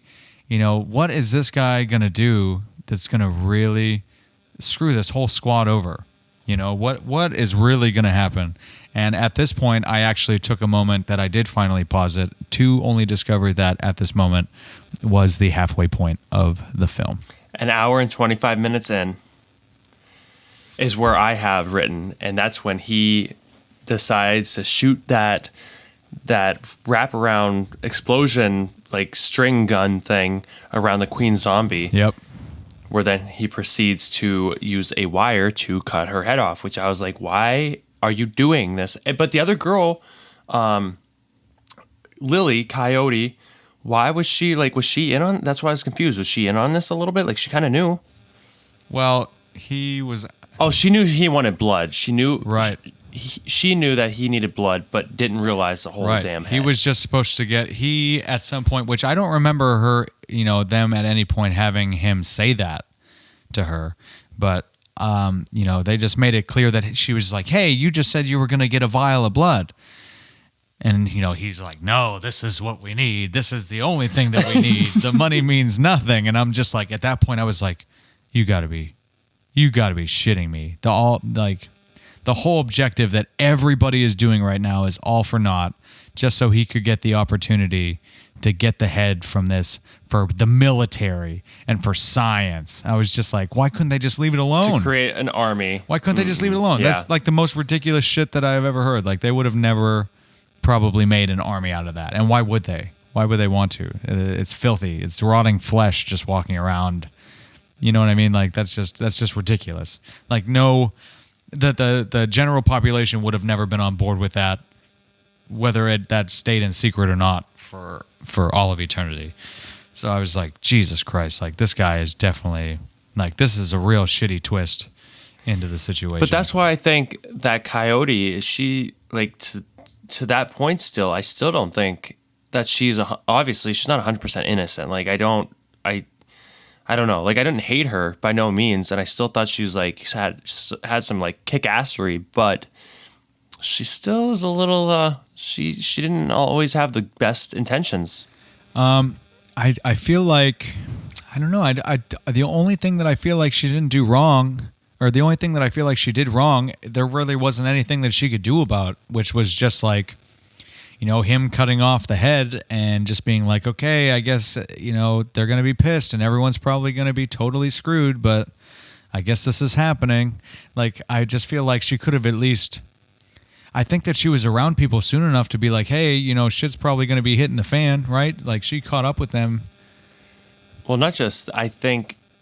But not only that, like, you know, she I think that because they were both already going out there in the first place, like them just kind of talking amongst each other, he was like, hey, you know, while I am here, I do actually need to be getting this one thing. And you know what I mean? Like, I feel like she was like, oh, well, okay, I guess I could probably help you do that. That's not a big deal. And then he does all this other shit. And I just feel like, I don't know, I just feel like she's kind of in the position of, well, I mean, you know, she was pissed. I mean, she could have been more pissed, but Why was she out there again? Why did she have to go out? Because everyone was going in different places. Like, they were kind of watching the outside and just kind of taking, you know, seeing if anything was going on out there, kind of keeping watch. Okay, that's right. So that's why it worked out for him that he went out there and then he ended up doing that. But I definitely, that was silky smooth of her switching out the head for that register piece, because I was like, why the fuck is somebody holding that? I have that in my notes. I was going to say that. Yep. Because when he opens that, I was like, oh, smart. Yeah. No, it was a money counter. Oh, I thought it was a receipt printer.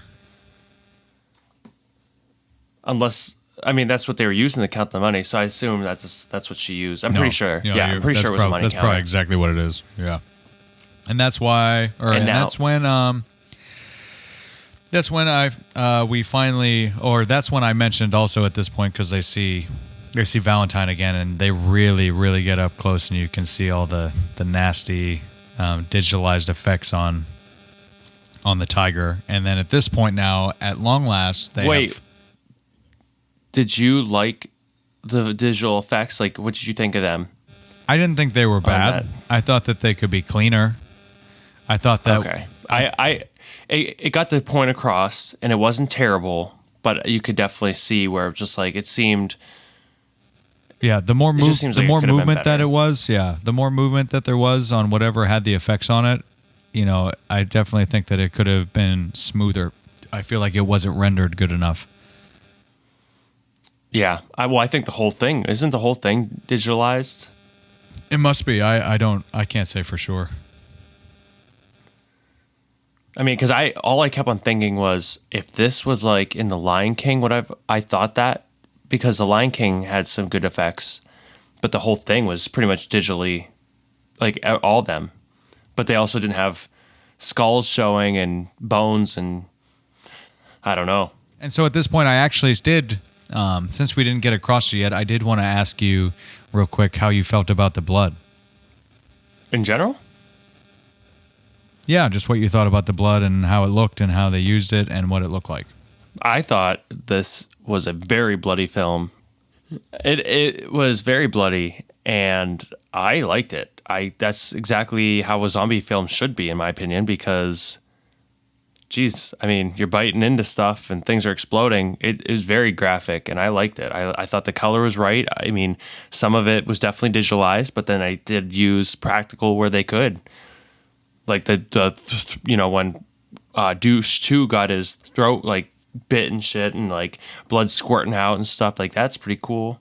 What'd you think of it? I don't have too much to critique or say about the blood, only because I know that I wanted to ask you purely because you have experience with making blood, and it seems like at some points in your life you've been more particular about how you want blood to look or what you think, how you feel like blood should, like the consistency should be, and like how it's used in certain scenes.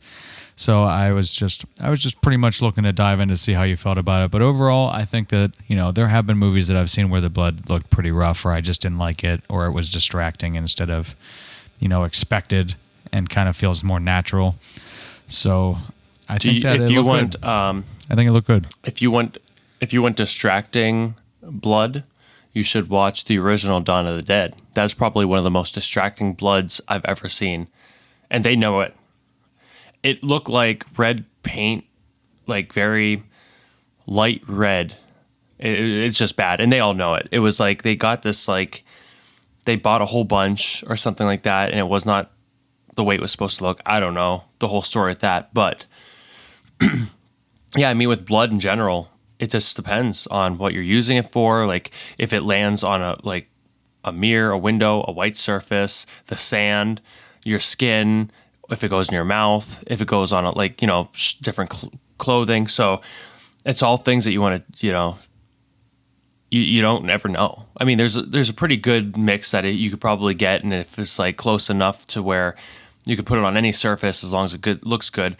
I think the biggest fault that a lot of people have is when you have see-through like windows or something like that and the blood's on there and it just doesn't look like blood at that point. It just looks like, I don't know. And that's where we're having problems with some of our past films. I'm not going to say which ones, but some of our past films where I'm like, okay, sometimes the blood mix is a little too maroon or whatever.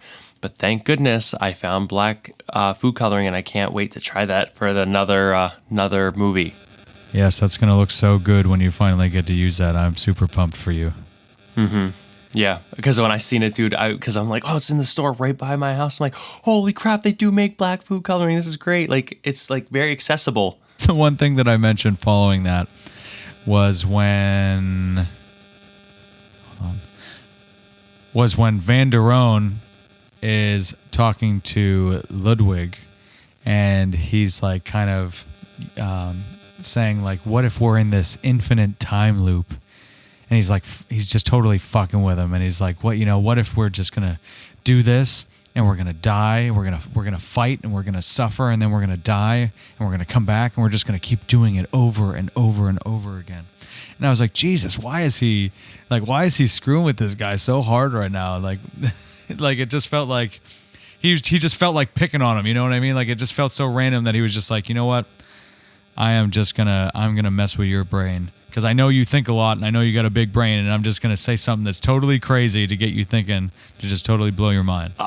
Two things. First, I will say, though, that the people that are laying, the zombies that are laying there, they did literally have, like, the same kind of jewelry on as the crew did. Like, the lock necklace, or the key necklace, and then, like, the big necklace for the pilot and stuff like that. So I almost thought for a minute, I'm like, wait, is he right? Is this I didn't pick that up. I didn't see that. So it's really weird how close it was to some of the stuff. I don't think that's what they meant, but just so you get the idea. But then also I hear people say those two characters, there's some kind of weird like connection. I don't know, like maybe a love interest between one or two of them. That's a lot of people are saying like there's some weird like, are they just gonna kiss already? Like what the hell's going on with these two guys? Like I don't understand. So I still don't know. Like it almost seems like one of them or both of them had feelings of some sort. And I mean that could be digging into something, but just especially towards the end. I did not catch any of that. Were you saying between Ludwig and Van der Roon? Yeah, Ludwig is the German guy, the guy that I didn't catch that. I thought that pretty much what happened was that Ludwig just kind of Like, it seems like Van der Rohe's kind of a hard guy to earn his respect. And he was really giving Ludwig a super hard time. You know what I mean? And I feel like he just kind of earned his respect. And, they did kind of get close in that moment. And, that was actually something that it didn't take, those were two characters that kind of had a very obvious relationship with each other since they first met that kind of continued on up until the point, where Ludwig did sacrifice himself to save him in the safe. So that moment, I was like, damn, I feel that. Yeah, I just wanted to get your opinion because, like I said, that's just something I seen on different Facebook pages and stuff that some people have said, and I just seen what you thought. So, cool. Yeah, no, I didn't get that. I would have been, I definitely would have been open and interested in thinking that. I feel like if I didn't already see it the way that I see it.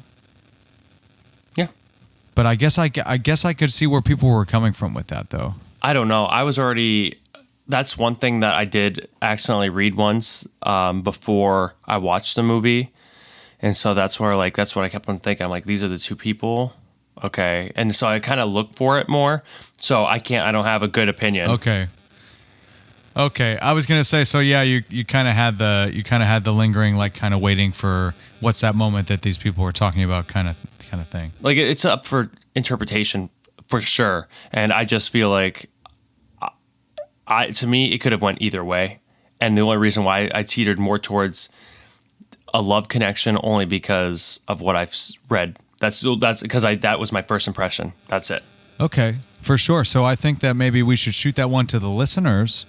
And if you happen to think at any point, or you happen to, have any more information or, any more articles that you could send us that maybe revolve around other people's thoughts with that or your thoughts with that, send that to don'tspillthepopcorn@gmail.com. Back into the safe, where they just got done talking about the redoing their, the same process and dying and suffering.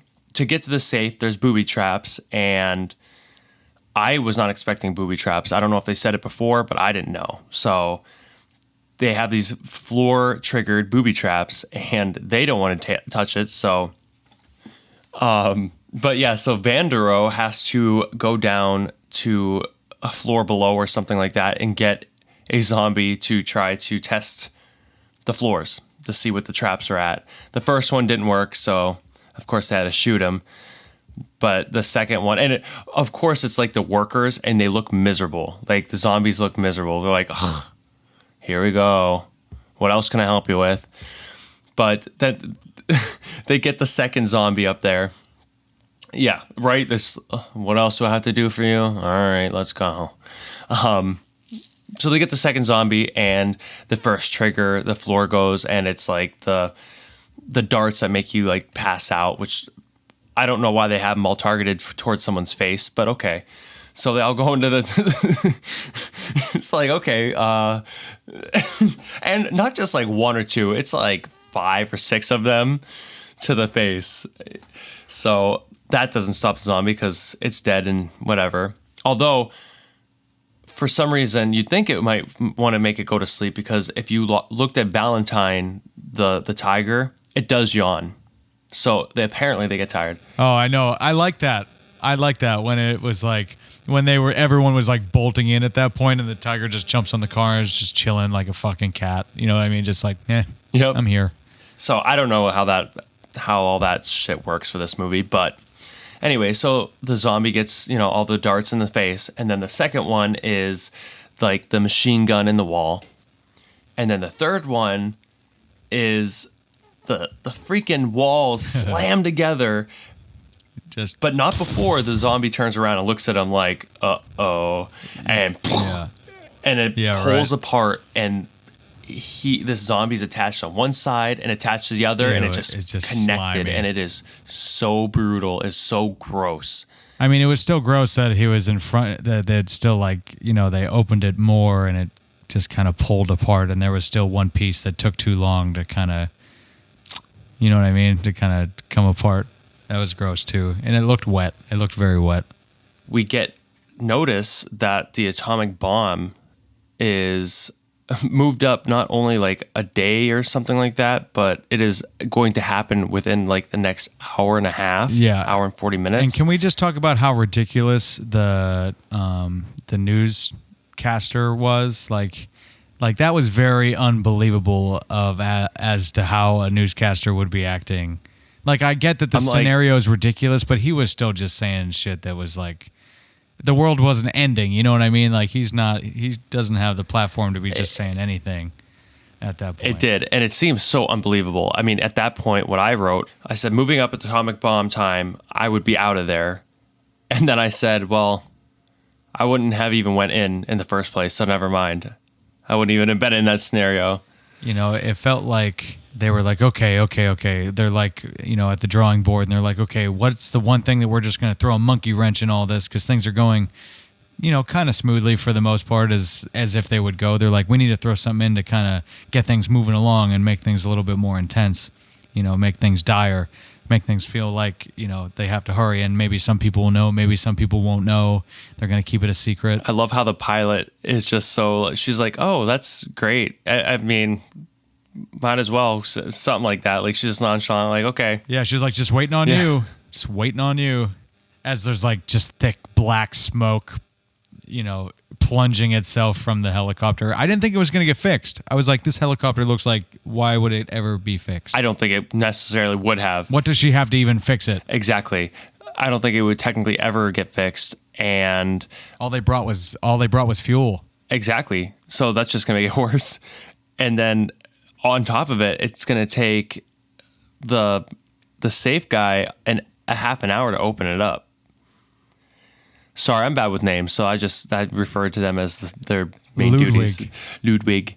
So yeah, it's going to take Ludwig like a half an hour on top of all this too. So it's just like, holy crap. I don't know how I should feel about this at this point with this movie. I'm getting anxious. I'm like, this seems almost a little impossible, a little ridiculous at this point. I'm like, no way, especially because you'd have to get out of there with enough time to clear the fallout zone of it too, you know? And I don't think it would work. At this point, I was thinking at this point that it would be some sort of perilous or just some very tragic ending of them getting there and like, you know, her being dead and the helicopter, you know, they're like, oh shit, we'll try to pilot the helicopter anyway. And it turns out that helicopter is not even working. I thought that it was going to be something like that.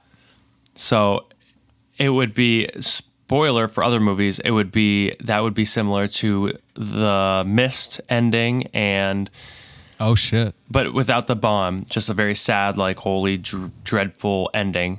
But more related to this ending is actually Return of the Living Dead. They did an atomic bomb in this town and everyone died. Oh jeez, all the main characters, you know what I mean? Man, just nothing left. So maybe I guess I was kind of in that same feel as well. I'm like, is that where this is headed? So we have this busted helicopter, and at that point, you're like, yeah, okay, you know, we'll see this through. But at this point, I was pretty much just under the impression that everyone's doomed. Like, I already had the impression that this is going to be a movie where nobody makes it in the first place. Now, this really started giving me the feeling like, yep, like they're really setting this up for nobody to make it. And then following that, then it shows the Zombie King on a zombie horse. Zombie horse? What? I know that was in my notes too. That is insane. That is so cool. Oh, I thought the complete opposite. I was like, that is so stupid. I thought that was so dumb. Oh, him on the horse is stupid. Like, yeah, that idea is I was dumb. like, oh my God. I like the horse. I get so enjoyed by having like other than just humans be zombies. Definitely. So like more animals being zombies is so neat to me. Yes. Yeah, him riding the zombie horse. I want zombie birds. I would love zombie birds. Oh my God, that would be insane. That'd be hectic. Yes, very hectic. So don't steal his idea, anyone. I was gonna say, if there's any zombie bird films out there, please send it to us at don'tspillthepopcorn@gmail.com. There is an Alfred Hitchcock film called The Birds. They're not zombies, but they're birds and they attack. Did you like the horse though? No, the horse was the sick. Horse itself. Yeah, the horse was sick. But I was like, oh, well, I guess I understand that. I guess if they're like developing their civilization, that they're at the point where they're like, okay, we need a faster form of transportation, so we're going to use these zombie horses. But I guess I just didn't. I was like, I don't know. I felt far-fetched. Like, I know that all of it is far-fetched, but I felt like that didn't fit into my thinking of like how they would develop as far as like getting around. I agree. You know what I mean? Like their mode of transportation. That seemed like a reach. 100%. And you know what? Apparently this horse is super freaking fast, because we'll go back, but just to jump forward real quick, when they leave on this helicopter, when the helicopter finally gets going and they go to the other building to get the daughter, that horse is already over there. Like, he's already running with the helicopter. I'm like, this helicopter left before you even noticed. How in the hell are you keeping up? Just boom. Stupid. Yeah, super strong. Well, I mean, as you could see, you know, at the point too, when that, you know, he fought the zombie king, you know, he was very strong. Like, yeah, but the horse is what's carrying him. Strong. He's not like... Yeah, so think about it. You know, think about how strong a horse is compared to you. Like, when you see a horse, you're like, damn, that horse is thick, and that horse is strong as hell, and I hope that horse does not kick me.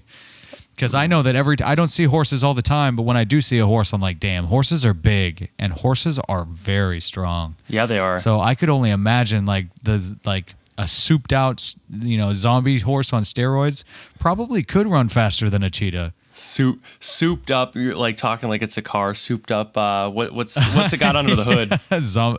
Souped up zombie horse. Apparently, it's got nos.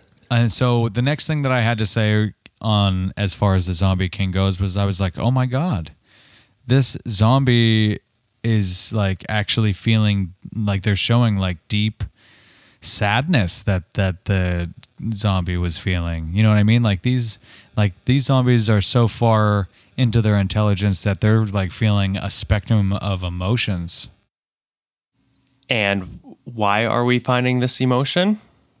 Well, that's because he finds his queen's headless body. And he brings this queen's headless body back to where they're living, whatever the alpha's place. Yeah, they're like sanctuary. Their sanctuary area, the pool.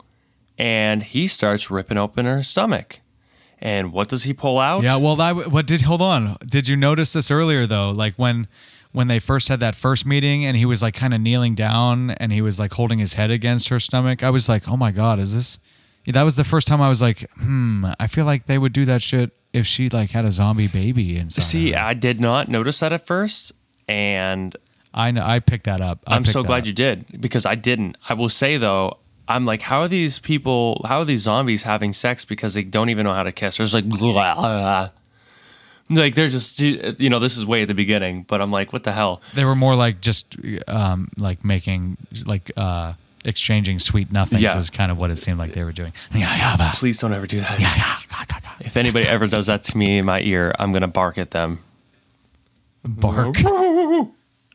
So, what does this zombie alpha guy do? Brings the queen's headless body back to their sanctuary, and he starts ripping open her stomach. And what's he pull out? A unfinished, unborn baby, zombie baby. And at that moment, it went from blue to red. And I'm assuming that's when the oxygen hit the blood. I don't get it. I don't know.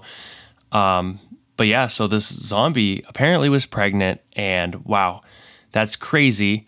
But it is not the first time that we've had zombie babies in his films, in Zack Snyder's films, because in Dawn of the Dead remake, there is a person who is not a zombie, but is pregnant and has gotten bitten, and she dies right as she's practically delivering this baby, and she is then cut open to finish the delivery, but the baby is already a zombie. So this is not new for Zack Snyder. Since I am not familiar with that is news to me, and that is pretty neat, because based on the impressions that I was getting from the way that most people talked about it, was that like this was something that nobody really put themselves out there to try to do before. And they acted like they, and it's a good chance because I'm sure that a lot of viewers of this film are not familiar with, films from the 2000s like that very well. So I would think that they would feel differently, but people were very unsettled. They felt it was unnecessary. They thought it was just gross. People get really defensive about babies and baby things. And so, from what I was getting out of it, most people seemed to think that it was a bad look. Even some of the podcast reviews that like people that were like really into horror or people that were really into stuff like that, like they still seemed like they thought it was too much or that they were offended by it or it was unnecessary or was even stupid.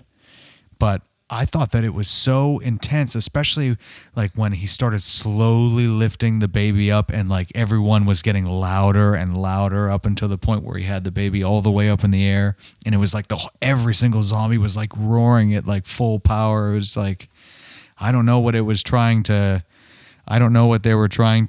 depict or like try to, make you feel that feeling from that, what they were trying to get out of us from that. But I don't know. They did something to me because that was intense. I liked, I don't think it was bad, like, in my opinion. I mean, it's a damn horror movie. Like, like, there's worse things out in this real world. Like, this is not that bad. It was fake, and we all know it's fake. So, but the thing, what was I going to say about this baby? Oh, I think that it wasn't, I think it was bringing something kind of new because it wasn't like Dawn of the Dead remake where it was two zombies making a baby. It wasn't like Dawn of the Dead remake where it was a person who turned into a zombie, then the baby also turned into a zombie. It was there's two zombies making a baby. So that hasn't really been done in that aspect before, and it brings possibly new stuff to the future to films or animated series. I don't know. It might like expand upon that a little bit and bring us more lore to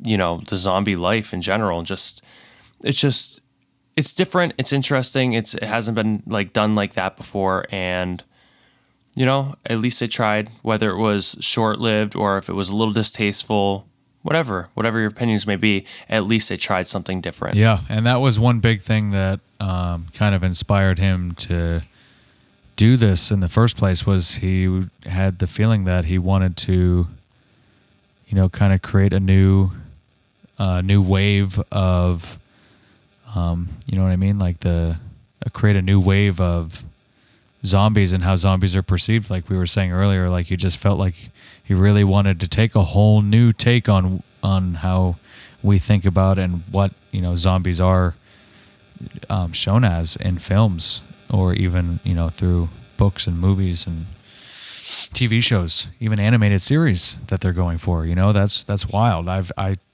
can't say that I can think of like a zombie related animated series off the top of my head anyway. I know. I'm very curious on how they're going to do that, but we'll see. We'll find out. Yeah, I'm curious as the type of animation that they're going for.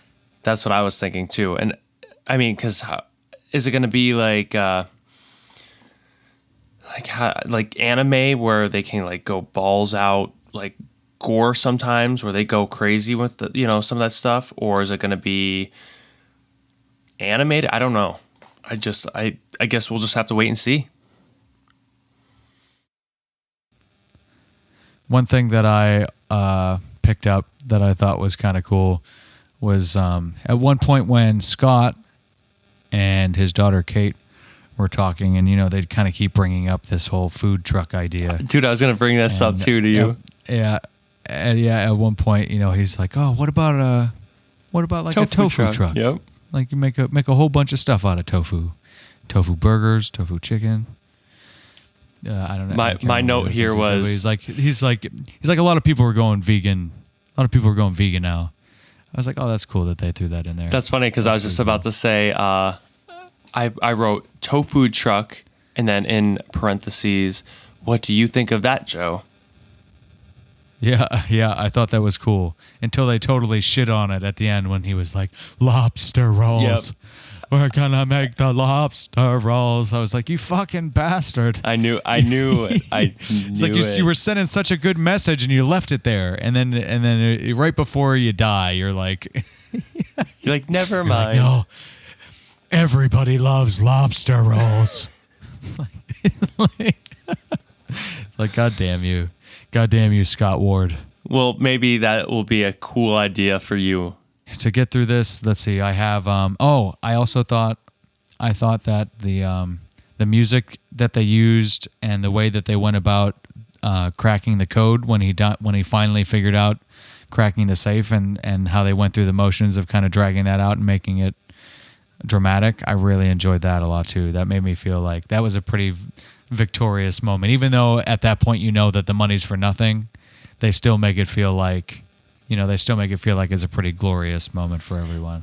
I was nervous. I thought that inside the safe was going to be like another booby trap or something. I'm like, oh God, this poor guy or whoever is going in there is going to die. And this sucks.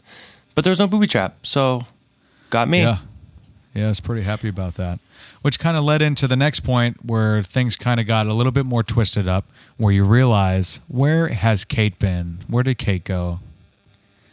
We haven't seen Kate for a while, and suddenly, good old Kate, the one who was supposed to stick around, ends up disappearing. Yes, Kate. So this is where... Right at the same time that all of a sudden, big zombie rampage, and Valentine's back, that's when the little that little moment where Valentine jumps on the car and just yawns while all the zombies are going like crazy, and it just like sits on the car and just yawns very nonchalantly, like it's just a Sunday afternoon. I think that Kate, you were saying earlier about Kate, and I said I'd give you my opinion, how you said you liked her and stuff. I felt like she kind of irritated me as a character.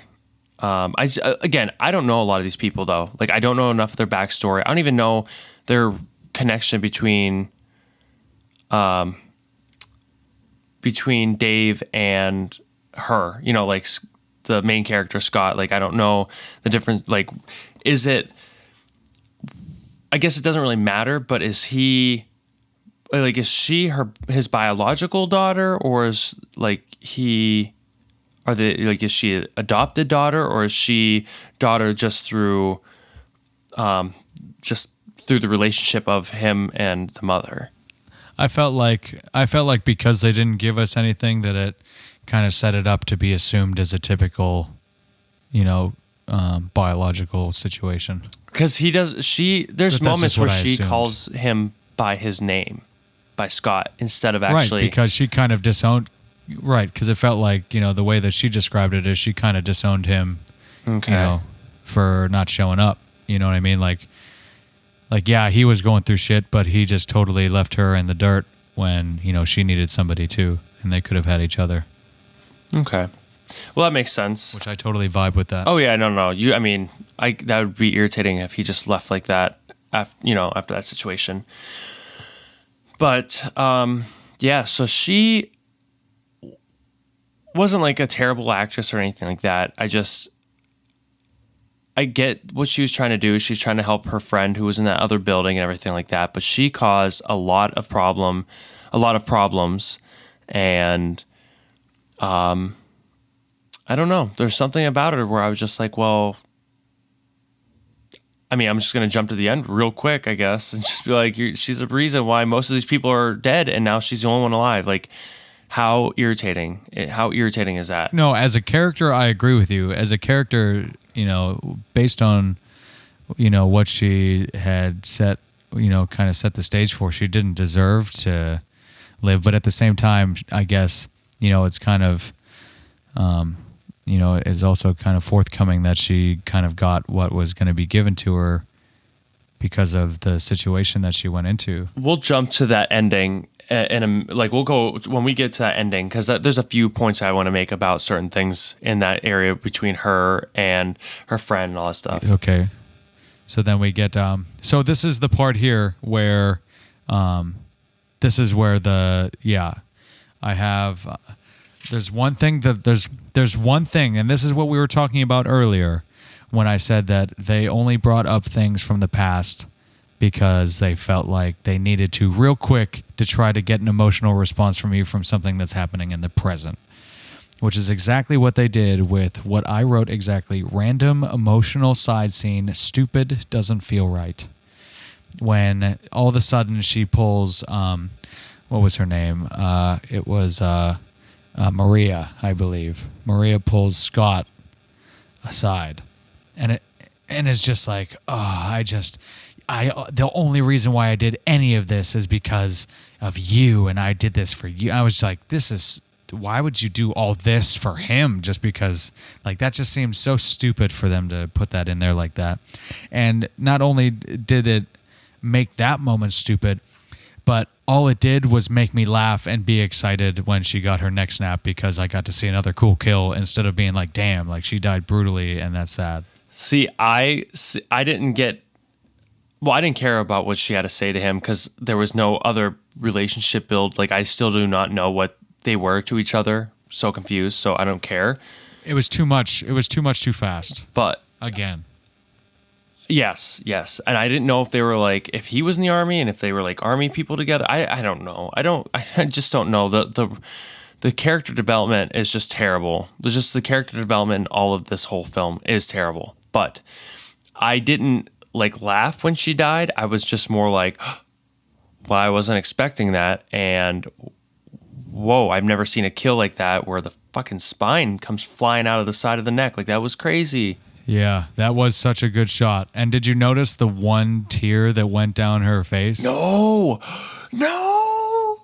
What? No. They did the super duper extra as hell cliche one tear dramatically rolling from her dead eye, like right when she was like on the ground. Like, oh my God.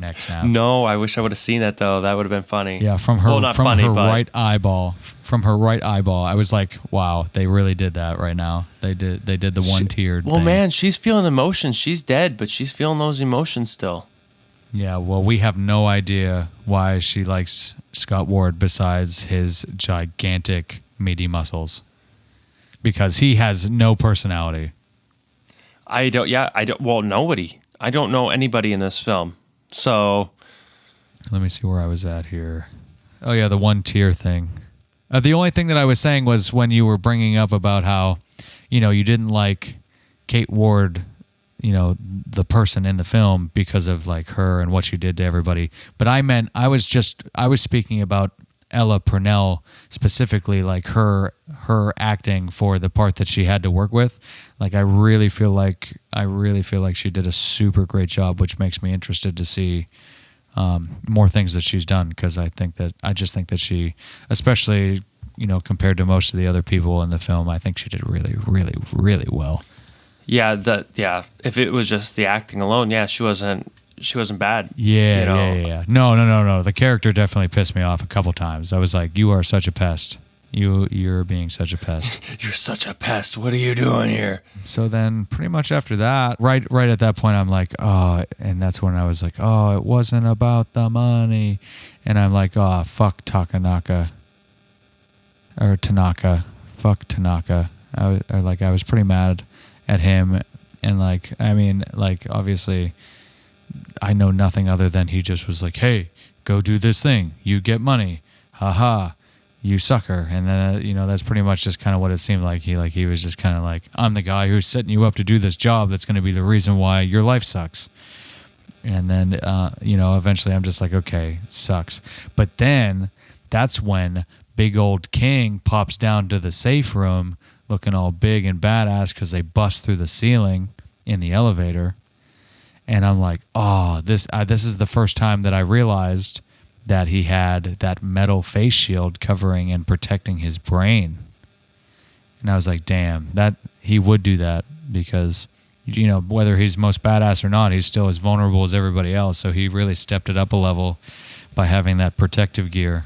I remember earlier when he first came out and they were shooting him with those assault rifles and stuff, And it was like, they like him shooting rounds through him wasn't doing anything. Like as long as he didn't get shot in the head, it didn't affect him at all. Was he the one in the army truck at the very beginning, or was that a completely different one? Yeah, the king, is the one that was the original. Wouldn't all the zombies turn out to be like him? Oh no, I guess if he bit one, then the other ones that bite the other ones would just turn into regular zombies. Their own thing. Okay. Right, so it's just like, it's kind of like sub-breeding. Okay, because he must be like the genetically made one, while the other ones are like naturally made by the genetic one. Right, that's why he's the alpha.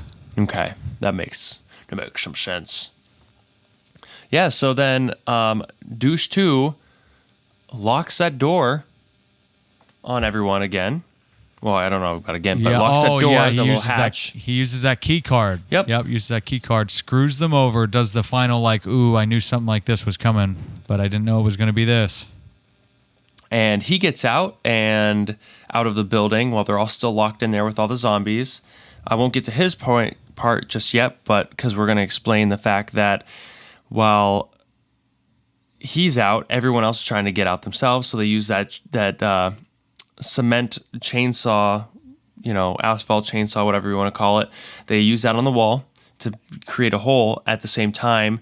So Dieter and Vandero are at this point by the safe, and Vandero is like putting up this huge battle with the alpha and getting his ass kicked. And I'm like, why do you have to be humble? Like, he took his mask off, just shoot him. Like, you just shoot him. You don't have to be humble about the situation. So they're fighting, and then eventually Ludwig punches the zombie in the face or something like that. I think maybe pistol whips him. I don't remember. Pushes Vandero into the safe to save his life and closes it. And then I assume that Ludwig gets his demise, and we don't see it. I'm surprised that they didn't. They decided not to show what happens to him. Because I think he's the only one that you don't really see how they die. I was kind of as well. That probably would have been, honestly, the most effective death. Like they could have probably done, like if they wanted to kill him like slow and painfully, like that would have been enough to be like, oh shit, that sucks. Or even if they lingered on Vandero's face longer and you could just hear him getting torn apart. That's even better. Actually, I think that would have been the better of the two. So the next thing that I noticed after that was, for some reason, I questioned everything in a moment, because one of the zombies that got shot in the head had like electrocution popping off of its face. I was like, robot? Zombie? That's exactly what I wrote, dude. I said zombie robots, blue eyes, metal face. What are these? And that's not the first time. There was a note I had earlier. I don't remember where I had it because it was further up. But there was a time where somebody shot a zombie and it also had blue eyes. And I'm like, what the hell? Wasn't expanded upon, and it only happened like 2 times that I've personally noticed. I only noticed the one time. Yeah, there was one time earlier, but that other time is when I noticed like super blue eyes even more, and like it almost looked like a metal face. Yeah, like short-circuited, it looked like. Yeah. It didn't make any sense to me. No, it did not make any sense to me either. I did not understand it. It didn't seem like it made sense because everything else was like super bloody and messy. And then all of a sudden we have, this friggin' zombie that gets shot, and the camera lingers on it for at least an extra second. And you can see that the spark off of its face. So at that point, it gets to Coyote and Scott booking it. And they get to that elevator, and it's like, everything's been so intense this whole time, and it just gets super quiet and just settles in for a second. Like everything just kind of settles in for a second while they're going up this elevator. And it actually does make for an impactful moment because of how everything has been kind of nonstop since the movie started. And then all of a sudden there's this, finally you get this break where it's just like, it's such a natural moment. And then what music's playing? I can't remember. What was playing? Do you really want to hurt me? Oh, yeah, of course. Yeah. And I was just like, this is ridiculous in such a good way. Yeah, and especially with them two, because they like had some of the least interaction between all characters. Yeah. in the film. For sure. So it was extra awkward. They couldn't even they didn't really have anything to even kind of express to each other because they haven't talked much. I think they just wanted to breathe for a minute. I think everything just happened at once and they're just like, oh shit. That's one thing I do like, the contrast with how they turn the power back on and you have just regular music, but all this other shit's going on. I love that contrast because it's almost like this is, if nothing was going on, this is pretty much what would be happening. You would just be sitting in this elevator with this music, not thinking twice about it. You know what I mean? And it's just that's the good, quote unquote, good times versus now the good times are kind of blended in with these shitty zombie times. But I do want to go back because we didn't mention the fact that Douche 2. Oh, that's right. That's right. We still have one thing to go over, which was another moment where this film just, once it kind of kicks me down, it picks me right back up with a fantastic shot of this kill. This was I would just love to watch a kill reel of all of the epic kills in this movie because they do it good. Better than Mortal Kombat. Yeah. I just seems, some of it seems more realistic in a way as well.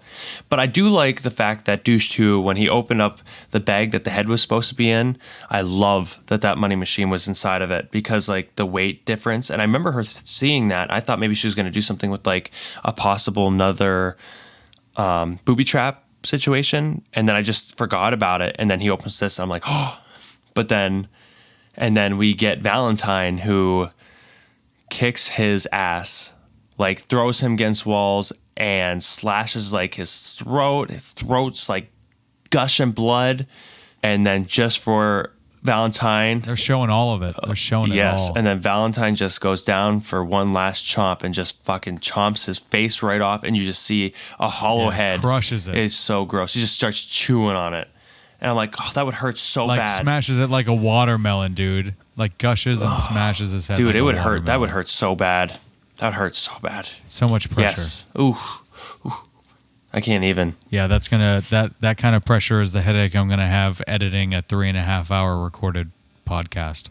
Oh yeah, your head and your eyes and everything else is going to feel like pressure. All right, so at this point now, they reveal that Kate is safe, but when we did first see her, just before the moment that we're at right now, we did see her kind of trapped behind a car hood while all the zombies were doing all that running and shit outside. But not too long after that, then we kind of see her inside of the building, and she is going to do the quest that she originally set out to do, that she knew she was going to do in the first place, which was find the mom refugee to those kids that she was pissed that Coyote let go in there. And so, of course, and unexpectedly on my half, I was not expecting to come across Zombie Douche. Oh, yeah, I forgot about him. He was disappeared for a little while. He was gone for like an hour and a half, and then all of a sudden, Zombie Douche. And I was like, damn it. Well, at least I'll get to see this guy get totally wrecked twice. And I wrote nice use of head, but I'm not sure what that means. So let's talk about that because that's on mine list as well. And so they get to the top of the building where the helicopter is, well, where the helicopter is supposed to be, but is no longer there, right? This is okay, yeah, because we're on the other building now. This is at the point where they went from the one building with the helicopter to the other to go get Scott's daughter. And again, what's his name? What's the zombie out and then Alpha Zombie, King Alpha Zombie just so happens to be on his horse all the way down on the bottom of the building at this point and is pretty much beating this helicopter while this helicopter's already been flying in the air for a couple seconds going towards this building. Either way, irritating to me, but they get to the other building. Scott tells the pilot to wait. They go through all this stuff, come back out of the building, and she's not there. But then she's like, I felt bad, so I pulled up. I was on the side of the building, and you didn't hear me, but here I am now, And then the zombie eventually comes out, the alpha, after my note is just get in the damn helicopter, Batista. Like, just get in the freaking thing. Like, he's just sitting there looking like, hey, we're here. Like, you have an atomic bomb and a freaking zombie, crazy ass alpha zombie coming. Like, get in the damn helicopter and get the hell out of there. I saw some behind the scenes when they did that, when he did that spike throwing. I thought that was pretty cool how they did that. Oh yeah. So actually, I am wrong. So let's go back, because before they go to the other building, that's when that happened. Yeah. So she uses the head. So they get out there, and he's super pissed, and he's going to totally mess them up. And she pulls out the head and uses the head to, and puts the gun to the like head. leverage. Yeah. Right, to be like, hey, you know that this upper half, like her head is still functioning. She is still here. You could have her. I will blow her brains out if you what I mean, if you screw this up for us. Because at this point I did write, pretty surprised the helicopter is working. So yeah, he gets the opportunity to hurry up and, jump and she does her valiant sacrifice, for him for whatever reason. I don't know. I don't know what the motive behind her just saying, okay, I guess it's going to be me this time that goes for the greater good. Unless she had a conscience of some sort, or she didn't think, I don't know. Did she tell them to go without her? We didn't get to know. We'll never know. None of them. Nobody. Nope. I knew the alpha more than her. I was going to say, we got to know more about the zombies. And I mean, obviously that's the point. That's what he wants. But we got to know the zombies better than the actual characters themselves that we were supposed to be following the whole time. But did Coyote tell them? Did Coyote tell them to leave though? Yeah. She said go. A couple times. Okay. That's what I thought. I just didn't, because I'm like, she technically could have still got on it and be like, here's the head. I'm gonna set it down. I thought she was gonna chuck it. I thought she was gonna chuck the head at him. Or like have him grab it or something. Yeah, chuck it and have him grab it. But she didn't. So she tells him to go so she can just sit there and die, I guess, whatever. So then the alpha throws a giant spike that pins her up against the wall like Michael Myers in Halloween 1978 does. But she's sitting there now holding this head still and above the side of the building. And she drops it, and he goes to dive for it, misses it, and this head splatters. And he is not happy. So then at this point, the alpha zombie jumps on his horse, and again, I don't know how, but he is keeping up with this helicopter that's already been in the air and flying towards the other building to go get Scott's daughter, and keeping up with them pretty well in major rage mode. So they get to this building and fight some more zombies and shit, and one of the mothers dies up there, but they were able to save the daughter and one of the friends, and they got into the helicopter. Who shows up right before they take off? The alpha. None other than Zombie Douche. No, not Zombie Douche died. Oh, that's right. This is on top of okay, let me go back. Okay. So they fight the zombies. Batista, tries to shoot the bomb, like the grenade launcher or whatever, towards the alpha zombie, and alpha zombie is like somehow keeping up to this helicopter on this horse, which irritates the shit out of me, but because this helicopter's been in the air for already a few seconds. But somehow this zombie made it all the way down this huge skyscraper and then onto a horse, and now is racing this helicopter to this next building. Whatever. So they get there. So Batista says, hey, to the pilot, can you don't screw me over. How about you stay on this this roof here? Yeah. So then he goes in and he listens for the screams, and of course the one friend of the daughter dies, but there's still one, right? One of her friends was left, and then including the daughter, the mother of those two kids. And Batista shoots all the zombies and tries to shoot the alpha with the grenade launcher, misses. Everyone gets up on the roof, but then everyone's on the helicopter. Well, first, everyone gets back onto the roof, and there's no helicopter, and they're all like, "Oh, This sucks. Dude, let me tell you what. This was the dumbest, like, Deus Ex Machina, like, throw-in shit that they could have ever done. Like they were just trying to do that hurry up, swoop in and save thing. Like, you know, like, it just all happened. Once again, this was another thing that I was talking about all the way back in the beginning, where it was just another thing that kind of happened that I was just like, that was so dumb. You didn't need to do that. Like, it didn't blow my mind that she disappeared and was like, oh, screw you guys, the nuke's coming.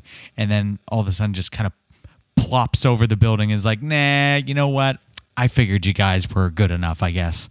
Like the hard ass has a heart all of a sudden. So stupid.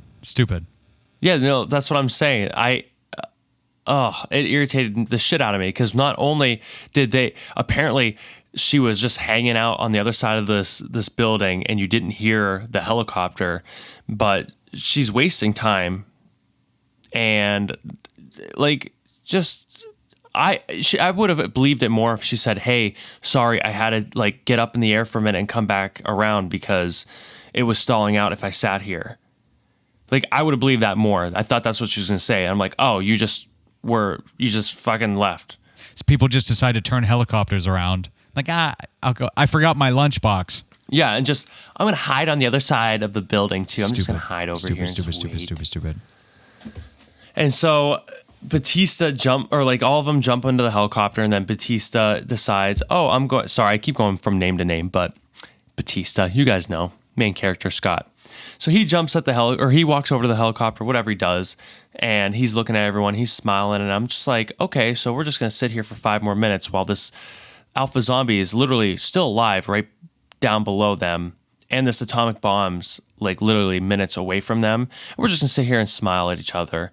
Get in the damn helicopter, Batista. Like, just jump in there. Just get in there. So stupid.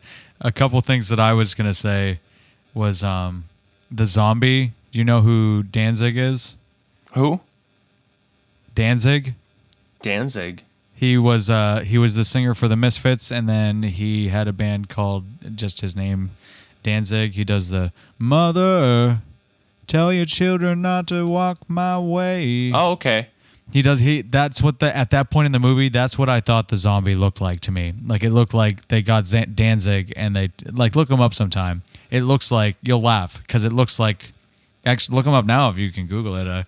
He looks like they took him and his body and turned him into the zombie and just made him a little taller because he looks a little short. But he's like super ripped, and he already kind of looks like a zombie, and he's got that kind of longer hair. Okay, there we go. Oh my god, dude, yes, that is what he does. He looks like him. I immediately thought that. I was like, that looks like Glenn Danzig. Whoa.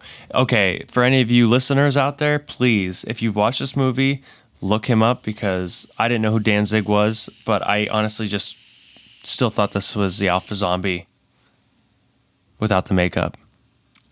So if you think that Glenn Danzig looks like the King Alpha Zombie from Army of the Dead, email it to us at don'tspillthepopcorn@gmail.com. Real quick. I thought at one point before the dad gets in and makes his big entrance, and saves the day and shit from douche. I was like, was the bed that he had to move to get the door open at that one part really that heavy? Like, he just made that one bed that he moved look so ridiculously heavy when it looked not heavy at all. It was like a bed frame and a bed. Yeah, I didn't get the bed thing. It looked like there's like straps or something wrapped around it, and there's something else connected to the bottom. I don't get it. I don't know, but it was there, and it did something. So then after that point, you were saying, getting to the point where they're on the roof, and here we go, last sweeping moment before the nuke comes piling in to destroy all things Las Vegas.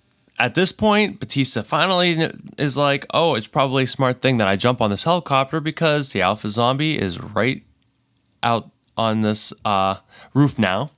So he jumps in there, and they hurry up and try to pull off the roof practically almost to the fall off the side of it, and the alpha male runs as fast as he can.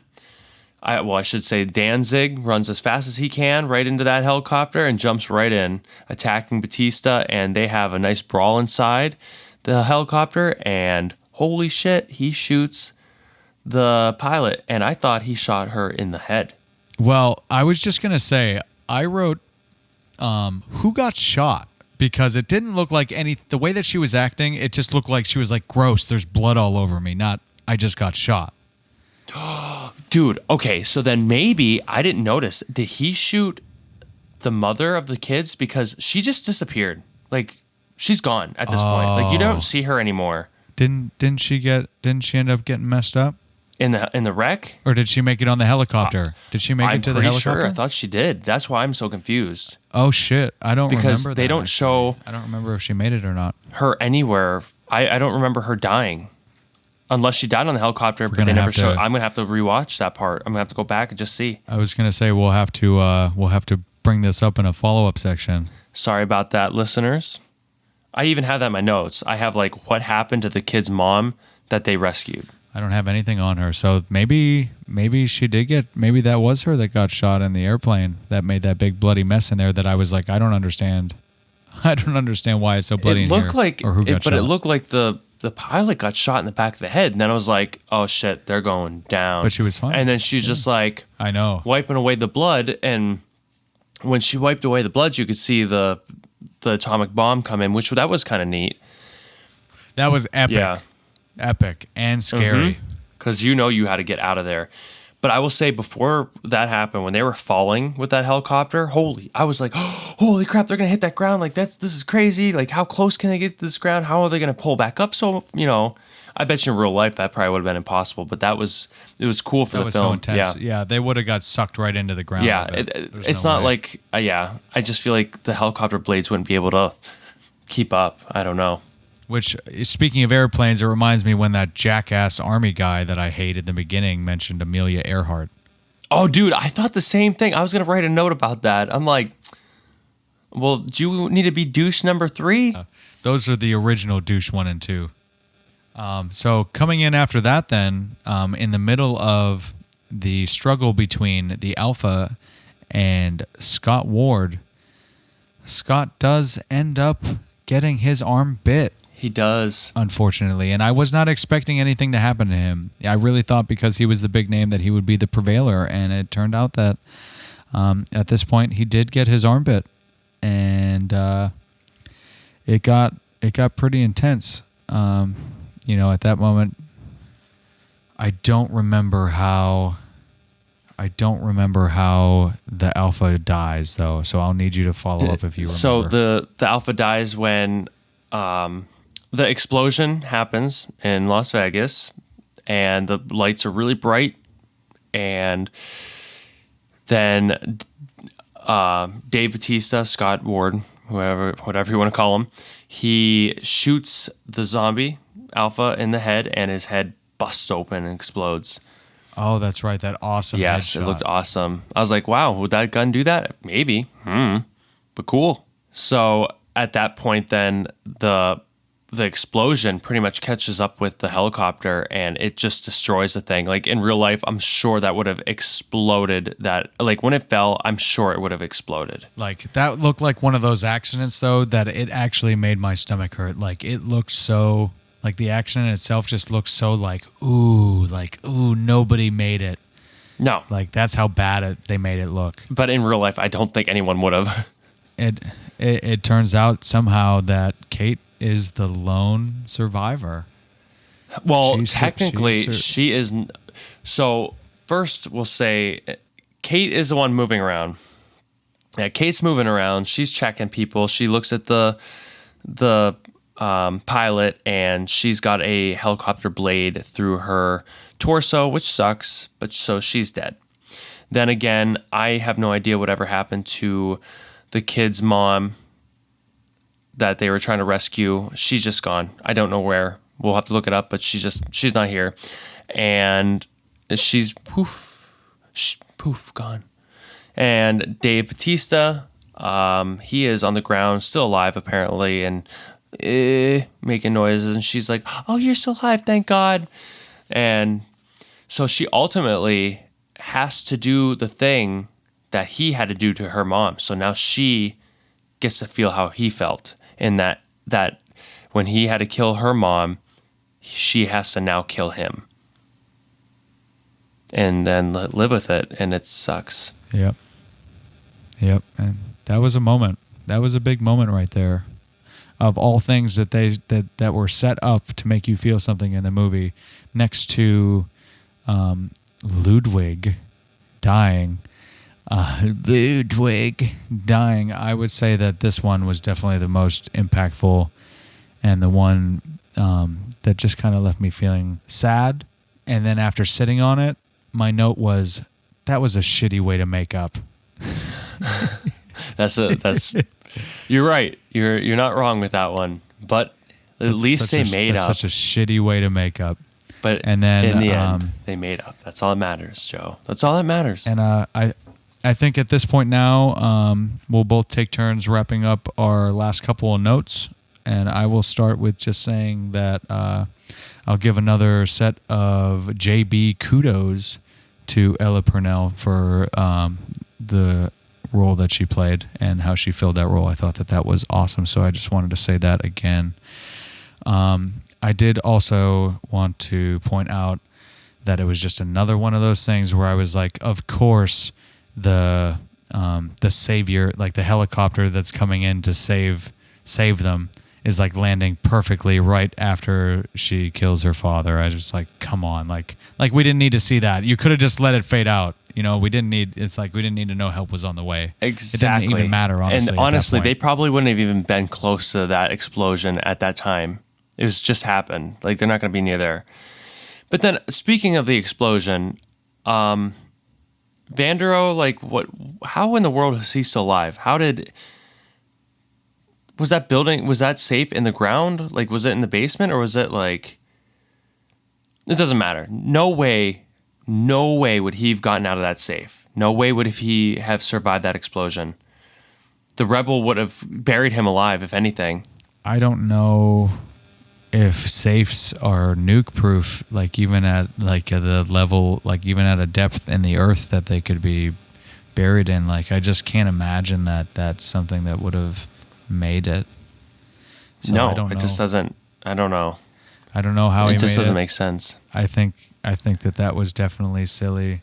But if you forget about that and you don't let the whole nuke concept, get too wrapped around like taking the nuke thing seriously, because, obviously this movie is already ridiculous and, there's a billion things to get hung up on, but because the nuke thing is like, it's a goddamn nuke. So, that's something that we're like, well, obviously this and this would happen with it. But I think that if you get around that, when he gets, to the point where he is on the airplane and he does make it out and he's kind of one of the more active ones, I think that is really neat. I wasn't expecting for him to be kind of the one that continues the plague on, where they kind of leave you with that, that last little hook where it's like kind of leading you on to, things in the future. Which, I can't believe, how does he not know that he was bit, though? That's my question. I mean, shit, I don't know. I mean, it doesn't matter. That explosion, the atomic bomb, I can't get around that, because either he would have died from that or buried alive for real. Or the chemical, like, there were already ways that they were reaching. You know what I mean? Like, as they were writing out this story, like, it already felt like there were some ridiculous reaches so that they could get to the point that they wanted to get to. You know what I mean? Like, they were like, this is how we want the story to go. So what are the transitioning points that we can use to get to those points? And they just decided pretty much on anything goes.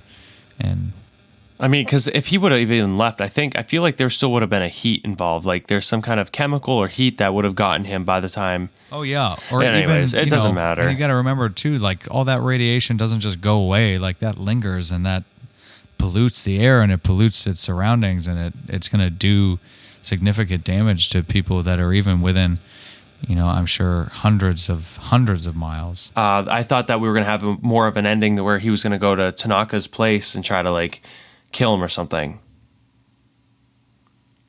But that's not where it led. So I was like, okay, whatever.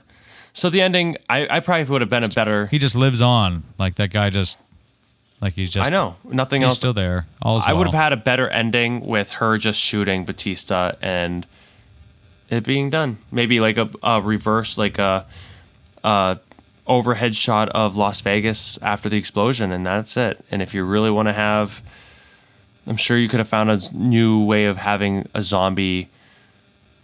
Like maybe, I don't know. There's got to be there could have been another way, I'm sure, that you could have had a zombie outbreak happen somewhere else. Yeah, right. To have it continue on. Yeah, that was definitely. There's so many different ways. It was definitely done. a reach, especially to try to get one last little kick out of one of their characters. They let everybody else go so easily. I don't see why. I don't see what made this guy any different amongst the rest to be like, okay, we need to get one last scoop out of him to have the contagion continue. Yeah, I wasn't a huge fan of that part, the ending, but yeah. So the only I did like the ending song that they played, "Zombie" by the Cranberries. Yes, that was cool. Yes, and it was it seemed like it was a different version. Was it? Like it's. Was it? I wasn't. It still sounded like the Cranberries. It did. That's what I was saying. Like it still sounded like the Cranberries, but it sounded like more of a live, like a way they would have done it if it was in a live setting. Okay. And then again, we then finished the movie again with the credits and Elvis' "Suspicious Minds" playing, which is the same song that opened the movie. And that's it. I didn't finish the credits. No, I didn't either. Netflix shut off on me. Yeah. I wanted to, but Netflix shut off. Nope, you can't. You got to move on with your life. You got other shit. Got to stream something else. I know, like watch something else. Hurry up, get addicted to something else. The last note that I made was just off to Mexico. So Dylan, hit me with your final conclusions and your rating 1 through 5 empty popcorn buckets. So my final thoughts, I have definitely thought about it a little bit more now that we both got to collaborate and talk about notes. And I still think it's a great film. I don't think it needs to necessarily be in my top zombie films, but it had amazing zombie gore or moments. I thought the story was very lackluster and the character development was just non-existent, but there was still a lot of fun elements, and the movie did not have to be that long. But in the end, I still enjoyed the film. But I will give this film. I wish I could give a half because I don't. At this point, I'm gonna say 3 out of 5 empty popcorn buckets. But I almost want to give it a 2 out of 5. Buckets. I'm sorry, 3 out of 5 popcorn buckets. Empty popcorn buckets. Oh my God. But right now, I want to say that I give this film 3 out of 5 empty popcorn buckets, but I almost want to give it 2 out of 5 empty popcorn buckets. I wish I could give it like a 2.5. Can one of them not be spilled and like give a 2.5? I don't know. Right? I don't know. I as of now, I will say 3 just for it was simply entertaining. But 2 for the story, 3 in general. Yeah, so I think the way that I mostly feel about this was that overall it was an extremely entertaining film. It took me on a wonderful roller coaster that had a great roadmap that did not always use the most effective transitions from point A to B to C to D that led you to, the finish line. So, like I was saying at the beginning, that was mostly what was holding me back. It was like I would get so immersed into this film, and there would be moments one after the other, over and over again, that pull me out. And if it wasn't for those epic things that dragged me back in, that might only have dragged me back in because those are things that I just personally like as a person. Maybe it didn't work for other people, and that's why people are complaining, is because they're not as interested in the things that, personally drug me back in. So, I didn't feel too invested with the characters. Like I said, Scott Ward was like a reborn Kristen Stewart, and I just feel like I could have gotten more out of the people that are supposed to be what is the most memorable part of the film. I don't watch a film like this so I can remember all the cool action and all the super duper, visual effects and, all the gore, the cool moments that they have. Like, those are nice and those make things cool. But, there's a place for that. And when you're trying to make a story and make a film, I feel like they just fell short on making it be something that's going to stand the test of time. I think the only two good things that came out of this film that, right off the bat, if I was only talking about those things before anything else, that I would be hanging out at 5 out of 5 empty popcorn buckets. It was the cinematography and the new wave zombie. I'm going to call them new zombies. The concept with the whole new zombies, the way that they tried to pull something new, I think that they did really well with that. I think that it's not necessarily entirely original, but I think that they brought a new flair and taste to it that hopefully inspires a lot of people to kind of continue this growth in the zombie universe, because I feel like it needs it. I don't want zombies to just kind of plateau. I want zombies to evolve. So I hope that this is a good moment for zombies to start evolving continuously, because I think that's cool. I got really excited about the differences, because I just stopped thinking of more things about zombies. I just always started thinking the same shit about zombies. So that feels refreshing. And like I said, the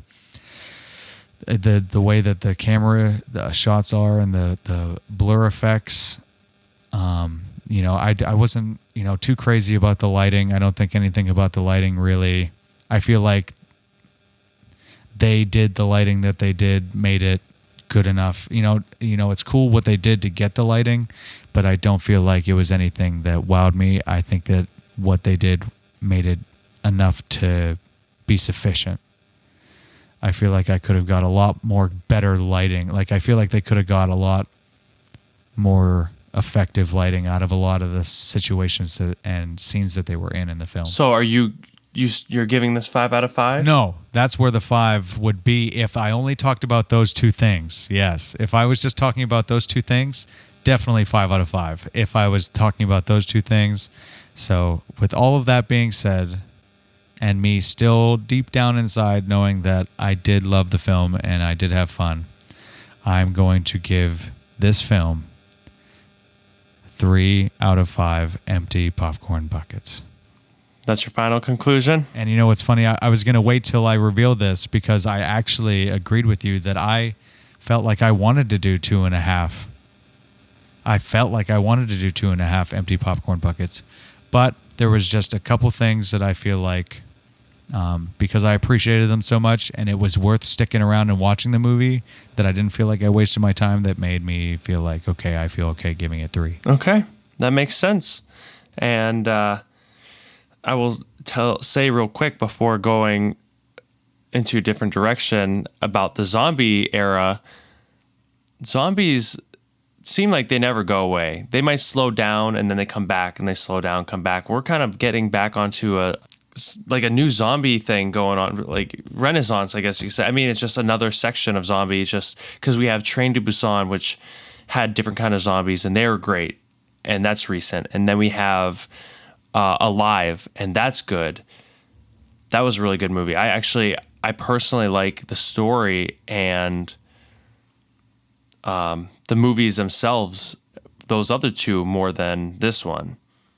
I still like this one, but I definitely think that the other ones had better character development and just different aspects. This one is I just really like the gore and some of the special effects in this one. That's what really stands out to me, that. So I guess that's the way that we feel about this film. And honestly, this was a lot of fun. It took a long time. We definitely, just for the listener, I'm sure that the runtime won't be this long when I'm done editing it, but right now we are at the recording stamp of 4 hours and 8 minutes on our first go around. I can't even believe I've never had a conversation for this long in my entire life, I don't think. I know this conversation is longer than the movie itself. Yes. Oh, yes. And I was joking in my head that would happen, and then I was like, that's not even possible. There's no way inhumanly possible that we could sit here and go on about this film that long. But apparently it's possible because we're here working our way to double the runtime.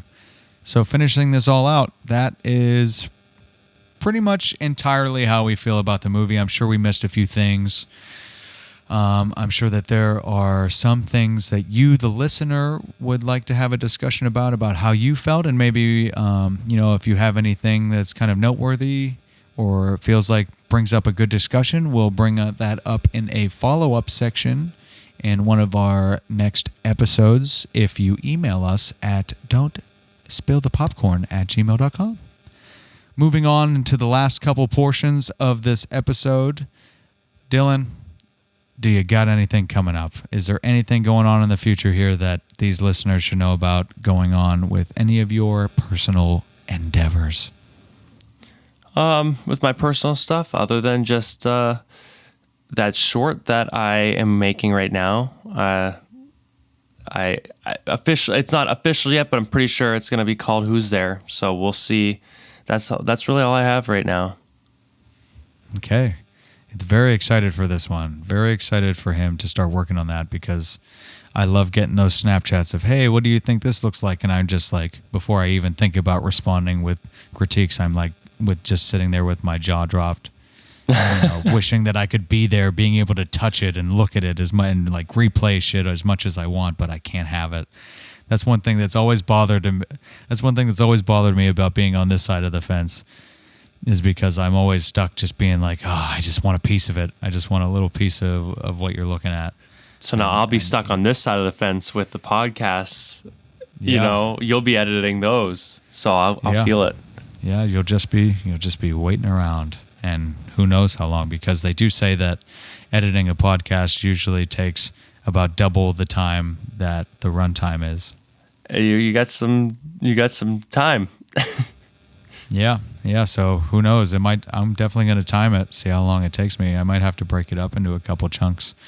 The only things that I have that's going on for me personally at the moment is I finally got my laptop with all my programs up and running, so I can start writing and recording music again, which will be sick. I don't really have anything to share in regards to that at the moment, but that's on my plate, and I'm hoping to get into, like I was saying earlier, getting into some live streaming again. I actually was supposed to live stream tonight, but that will end up getting pushed into a different night because this ended up going on for a super long time, which is totally cool because honestly, this is different, and I had a super good time with it.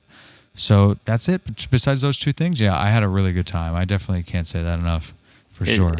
And it's currently 2 a.m., just in case anybody wants to know when you listen to this. It's 2 a.m. for us. Yes, it is 2 in the morning. And my stomach is rumbly. I feel like once I'm done with this, I'm going to eat a gratuitous amount of food. I'm going to pass out because I'm so full. I'm going to go into a food coma and pass out. And other than the fun little ditties that's going on with us, we have a few upcoming films that we just wanted to make mention of. It is possible that one of these movies could be one of the films that we will be picking next for episode 2. So currently, movies that are already out, we both saw Mortal Kombat recently. A Quiet Place Part 2 came out, and Cruella just came out. I'm excited for all of them. By the way, Mortal Kombat, we seen at theaters, and that was the first time we have seen a movie in more than a year since the pandemic. And when Joe was here in Pennsylvania visiting me, we watched it together at theaters, and he spilled a large bucket of popcorn on the ground and on him and everywhere else. And at that moment, it was the largest size that they had. It was, and he said, "Give me the He literally said, "Give me the largest popcorn that you have." Because I want to eat popcorn. I like popcorn for movies, especially movie theater popcorn, the best. So, and Dylan, I don't know if you know this, but right before I spilt the popcorn, Cameron literally was just saying, "This moment is perfect. It doesn't get any better than this." And right after he said that was right when I knocked the popcorn over and made that huge mess. I didn't know that. And you know what's funny about that?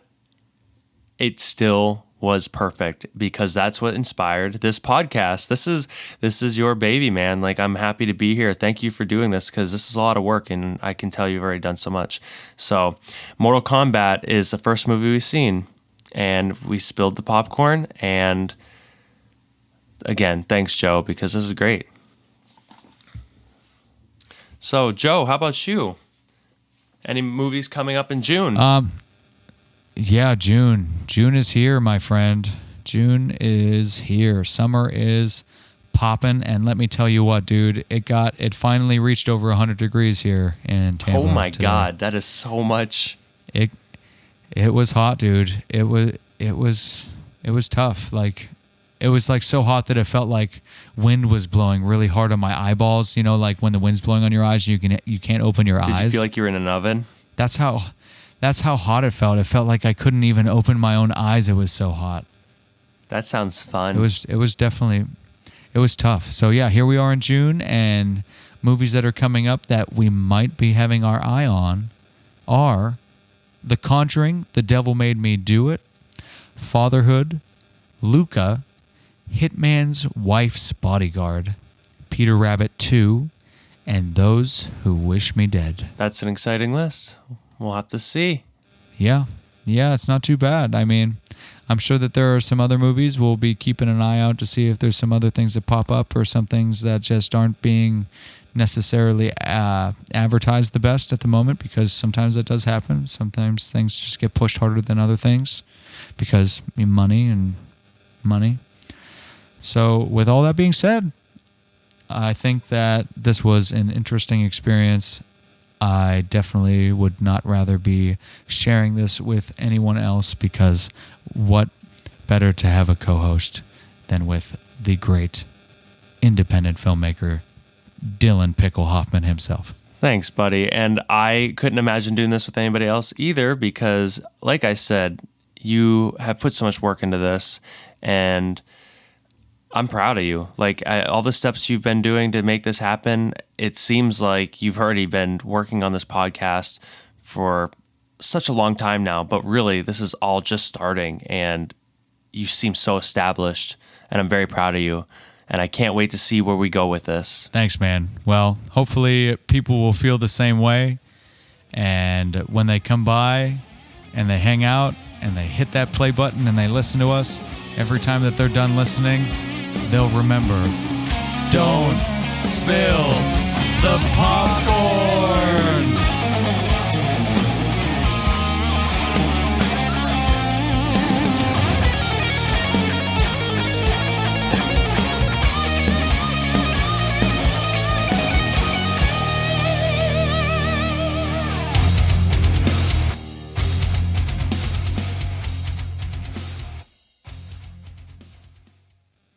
You know, there's always that one guy.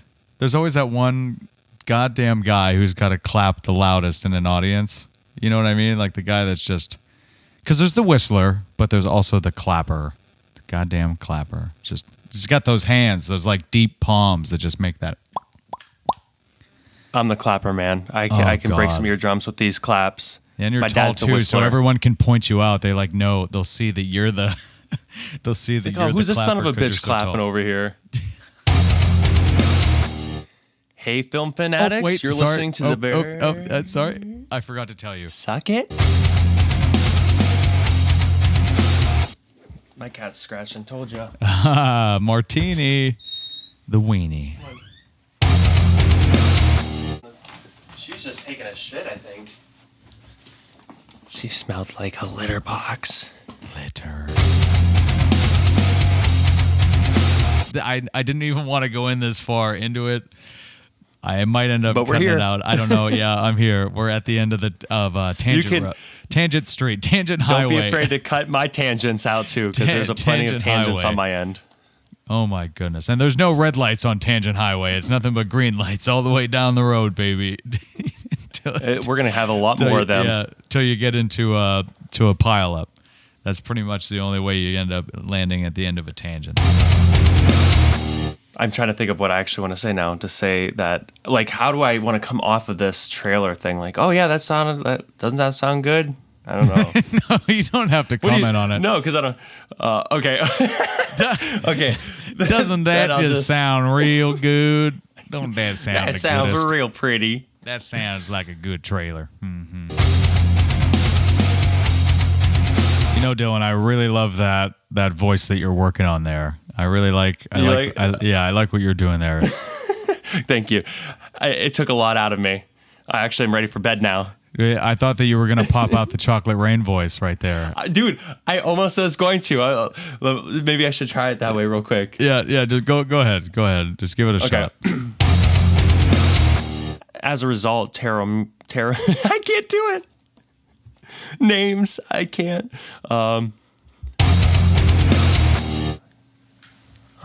No, I have to find it again. Doop dap deep dap doop dap dee. Doop dap deep dap doop dap.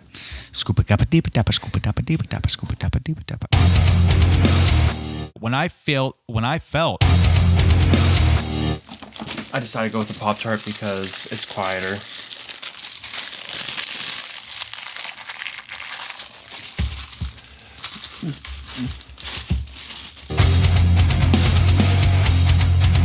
The Alpha was standing on the statue. Yeah. very good, man. Good job, dude. That's it. That was a good ending. I like that. That's a wrap. Nice.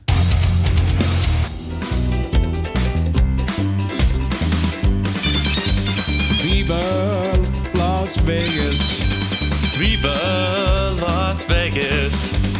Viva Las Vegas. Very Oh, nice. sorry, we must be a little off from each other. Just a little. That's okay. We tried. You did a good job. That's what post is for. You just sync them up and give us some auto-tune. It would be great.